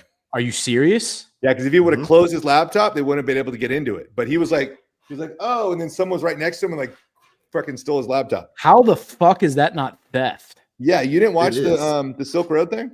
No, I didn't see. I didn't see the Silk Into Road. the I didn't see G's, that John, part of and it. I I'll be guess in I there. don't know. This is so many speakers. Like, what the Dude, hell? what the hell? Like that actually makes me legitimately angry. They went and they stole they took his laptop and they transferred the Bitcoin from. Wow, dude. Yeah, Like, and they okay, framed him, and all this ruthless. Okay, G-Money, thugs. I'm sorry. I was like super impressed you were speaking at this conference, but they have a fucking dog speaking at this conference. So like, and a million other people. So now it's less impressive. Just I mean, the fact that they have the dog though billed as the goodest girl is a little that redeems it a little bit. So it's true. It's true. I mean, like some of these pictures too. He did say there's communists there. I mean, dude, you, like G has opened my eyes to the Bitcoin community, and there are some freaks and weirdos in the Bitcoin community. What is the threshold to be a speaker? Like, do you just have to? Anybody who submits their name gets on? I've never seen a conference with so many speakers. Are there breakout sessions or something? Yeah, there's a bunch of panels. So there's a lot of panels. So I'm leading the panel on Bitcoin is Digital 1776. There's G-Money. Let's go, baby. There'll be like 4 of us on stage, and I'll be hosting it. So Bitcoin Freedom Cyberpunk, committed to the ideals of privacy, sovereignty, and economic freedom. Oh, that was a little aggressive. Bitcoin. All right. A digital revolutionary advocating for the use of Bitcoin as cyberpower to disrupt institutions, traditional financial systems, and empower individuals. It's pretty badass. There you go. Hunter Beast. Yeah, there's just a ton of speakers. Yeah. Do you have your time slot yet? Yeah, it's 1:00 on Tuesday. Okay. I'll post it on the channel. I'll post it in the chat. Yeah, we'll get that out. We'll live stream it if they allow that. Definitely. So 1 o'clock Eastern on Tuesday or 1 o'clock? No, 1 o'clock Western. Western. So that's 4 o'clock Eastern. So okay, I mean, if we can live stream it, dude, I'll definitely sweet try to jump You in. guys can put your little commentary while I'm doing it and talk your shit. Do play by play. Can we text you questions while you're doing it? It's gonna be like 30 minutes, so you're gonna have to like get in the zone. Yeah, I cannot. I'm already working on it. Do you have a number of how many speakers there are? No, there's a lot though, for sure. John's just Call me if thinking you of, want to like, run lines. John's sitting there thinking about like what it's like to plan a GART, and he's like, he's like extrapolating the logistics of planning that many speakers. I can how tell much you, money was that? I can tell you, Sailor didn't invite all those people to his house on New Year's Eve though. That's what I know. There you go. There you Oh, go. Starborn 01 says, G-Money, did you have to sign any waivers? They tell you what to say in any way? The only waiver you had to sign was the waiver to tax these nuts. Well, you know what's well, you know what's funny is I initially said I wanted to talk about soft war. I'm like, I want to you guys need a soft war panel to talk about Jason Lowry's thesis, and they're like, we don't really like that, but we like your digital. I'm like, but we like your digital 7. I'm like, my digital 776 stuff is like way more hardcore than Jason Lowry's software stuff. You want that? They're like, yeah, we love it. I'm like, okay. So make them squirm, G. Make them squirm. Oh, yeah. Global collectivism. Let's Looking go. forward to it. We're gonna For undomesticate climate change. We're gonna have people who want to inflict severe physical costs on their enemies, and we're gonna have Including the sun. Fight back against that expanding bastard sun. Fuck the sun, man. Ash Fuck needs the like sun. Ash needs to watch a bunch of like sci-fi movies for like a month straight and like get into all the sci-fi golden movies. age. You got to get into the golden age. You're not really a golden ager, Ash. You got to get into it more, man. You're not a golden ager until you watch Alien vs Predator. You're not a golden ager until you Golden advocate ager. for the elimination of countries, and we're all participating in global major democracy.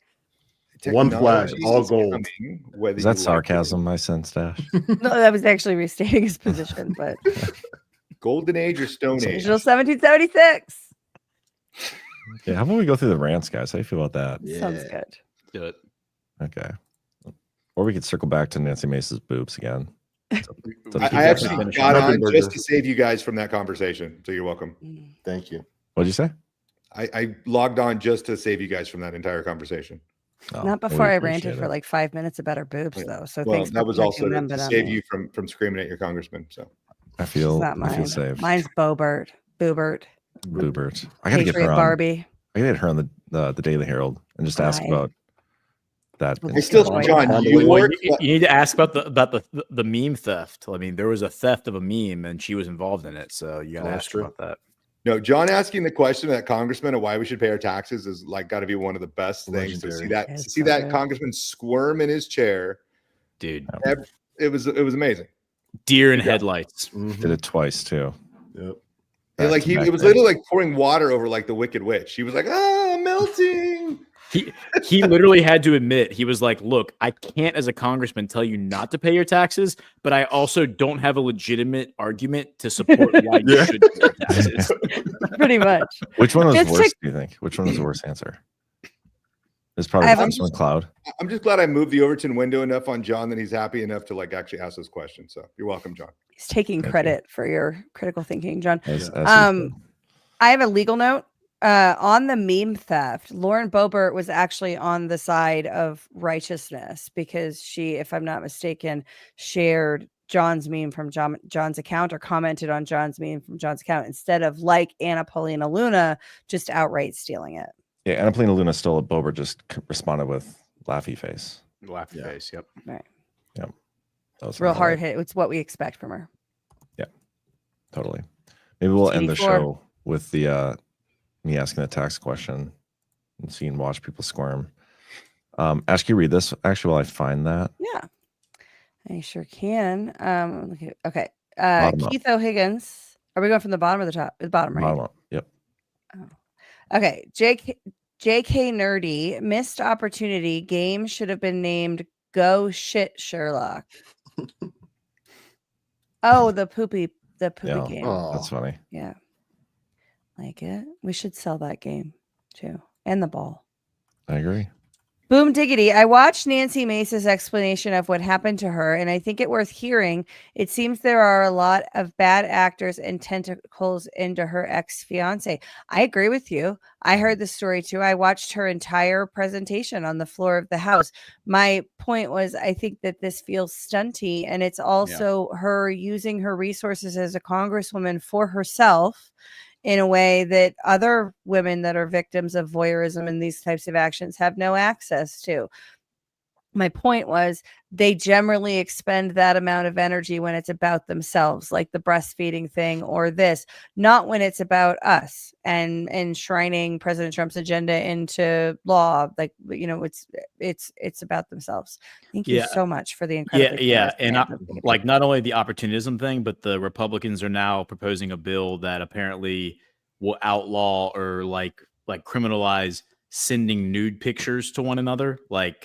So like if a husband and wife were to send nude pictures to one another, that would apparently be like a criminal act. If someone were to send like a picture of like artwork, you know, because there's like nude figures and like, you know, 2,000-year-old artwork, like that could potentially be construed as a criminal act. Like, so we're getting into like infringement on free speech, which is one of the hallmarks of the modern Republican Party is eroding the First Amendment. They love taking away the First Amendment, and they've successfully done it in 40 states.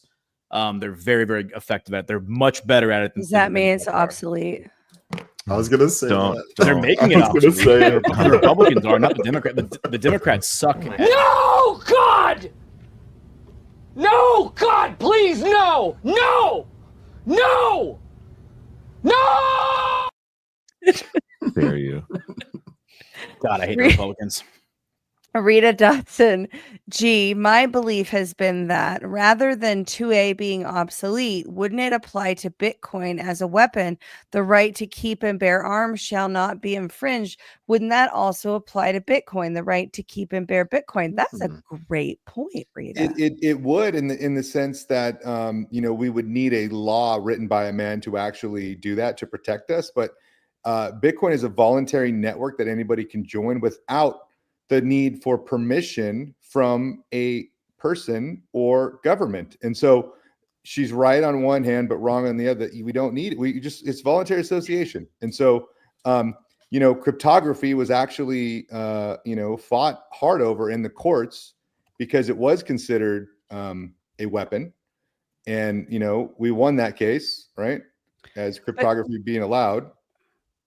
Go ahead. Okay, just very, very, very quick question though. But with the power of the mining equipment, the government could make a law saying if you don't pay your taxes, then we're going to come and seize your mining equipment, and the government could come and use force to take your Bitcoin. You know that Eric Trump just equipment. bought into a company that's American mining Bitcoin, Ash? We're not doing this. That's like, what is that? What does that have to do with my question? Okay, go back to the rants. I don't have. All right, Keith O'Higgins. It's a $2 rant. I always thought the moral of Plato's cave story is watch out for narcissistic murderous theater kids, aka John Wilkes Booth types. I think that's always good advice. It's good advice regardless. The final demand. Great show, guys. Can someone please clip Ash saying, "Eat a fucking bag of dicks, I won." I love Badlands, and we love you. Yeah, by the way, Ash took that from me too. By the way, just so I know. I what now? Keith O'Higgins. Eat a bag. That's my saying. But but you can use it. G Money invented "eat a bag of dicks," which I have been saying. Gross, G. Like on the blockchain. 1997, but sure. Dude, Keith O'Higgins. What's the box of wine? Like the famous box of wine? What is it? Like slap the bag? Yeah, it's slapping the bag. Slap that bag of dicks, baby. Oh my god. I shouldn't have egged it on. Go ahead. Are we talking about the Diddy case? Keith O'Higgins. Whether it's civil warfare or lawfare, justice comes at the end of a gun in America. Why can't we patriots fight for the tort reform laws and less lawyers as the left fights for more laws and less guns? That's a good question. It is a very serious Keith O'Higgins question. Right? $2, I'm telling you. JK Nerdy enjoyed this court TV special episode. Now I need a nap. Me too. That's what it felt like. All right, a $1 Keith O'Higgins rant. If JD Vance shows up for a Las Vegas Bitcoin convention to be with G Money, have him sit on the Badlands logo couch. That's a good idea. There we go. Do we have a Badlands logo? We have a Badlands logo. Just put like 5 T-shirts on it that say Badlands, and it'll have logos. Just like lay them across the back. To be a thing. I'm bringing that shirt with me to Vegas. Okay. Yeah, Boom Diggity says, I think eat a bag of dicks is a Cobb County thing. That's right. We invented it in Cobb County. So eat a bag of dicks. I've been saying it for like 20 years, Ash. Just so yeah, I've been saying it for 30. So I don't know what to tell you. Poso for hope. You guys are arguing over who invented the second version of Suck It. They can argue over anything. This is what I'm saying. Poso for hope. I have pulled my monthly support from several of the Q people that have been blatantly attacking Badlands. I know you have never went after these same people for not following devolution. Yeah, thank you for the rant. Thank you for the rant. S-hole. Good show. Ashes, what the F are you talking about? Look, should be patented. Oh. Oh. I get it that now. just means she doesn't understand it. It's not the. It should be an NFT. I'm sorry. You're suggesting, Cam, that my "what the fuck are you talking about" look is a look of confusion. I think you're the one G. that's misunderstanding. Cam, why are you saying things like that, Cam? You mean G? G said it, not me. Oh, I didn't say it. I thought for sure that was Cam. No chance. I want to come at you like that right now. Sorry, Cam. I apologize. Okay. You should totally make a whole Ash in America NFT line without telling her. And then gift it to her. Well, I did make a card for the Q-tards because all of them have been wrong. Like there's Praying Medic on there, Pepe Deluxe is on there, and they're all Oh, but I have the famous quote from Pepe Deluxe saying, "If Bitcoin saves us all, I quit everything." That is the greatest quote ever. And then Praying Medic literally said, he said, "If there's an EMP attack, your Bitcoin is worth less than dog shit." That was pretty good. That's pretty good. Yeah.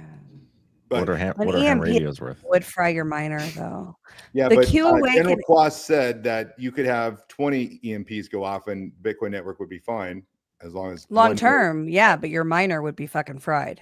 We have Bitcoin mining stuff or whatever on the moon at this point. Yeah. You can't EMP all of the Earth and the moon at the same time, Ash. But the It's sun just could. ridiculous. The sun could if it blew up. Yeah, the sun. But then we're You know, not going to they're spend also Bitcoin when we're all storing. dead. They're also storing seeds on the moon, or at least the idea is to store seeds. General Kwast told me this in Yeah. Plymouth. That it's the most ideal place to store seeds is to dig a foot down on the moon, store them there. It's wild. Why? Because of Like, they can't be the because most economically. continuity of agriculture is Yeah. why. He did not answer how you would get to the moon to get the seeds to replant them, though. Can we not? Well, this is a question somebody needs to remind me to ask him later. Is can we not replicate the conditions on the moon here on Earth to provide the same storage? Good question. Somebody clip that so we can send it to General Kwast. Yeah. Just Do our work for us. text I could just text it right now. But The Q awakening. Whatever happened to Ro Khanna's bill codifying Trump's prescription biggest news ever bill? I don't know. No idea. It's Khanna's a probably weird just one. was sent to committee and will never see the light of day again. Like I mean, everything else that's introduced. Do you remember when Ro Khanna and Matt Gaetz looked like they were gonna form a team and take on the Uniparty, and then whatever happened to Matt Gaetz? I thought he was gonna do a podcast where he was gonna do a tell-all in Congress. Whatever happened there? He got He is. Botox. He's hosting OAN. He's hosting an OAN show where he doesn't tell all. Yeah. He got Botox and lost his mind. He got Botox and then decided he wasn't going to do a tell-all. So I guess all those allegations about him must have been true, right? I mean, He did also go to El Salvador with Anapolina Luna. So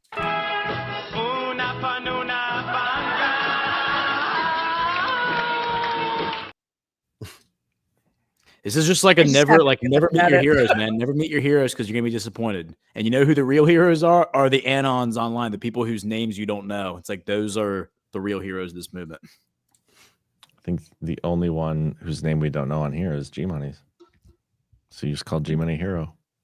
Yeah, well, I guess that's true. I know your real name, but You guys all, I never know. He said it before. It's Garrett. It's fine. Everybody's knows it. Okay, you're no longer a hero. That was upsetting. Okay, You're your own hero. I'm not a hero. You're your own hero. Yes. Be your own hero. that should be Be your own hero. Buy your own Bitcoin. that should be on a wall of a bathroom or something. Yeah. That was Don't put the beautiful. name of another man on your back. Okay, be your own hero.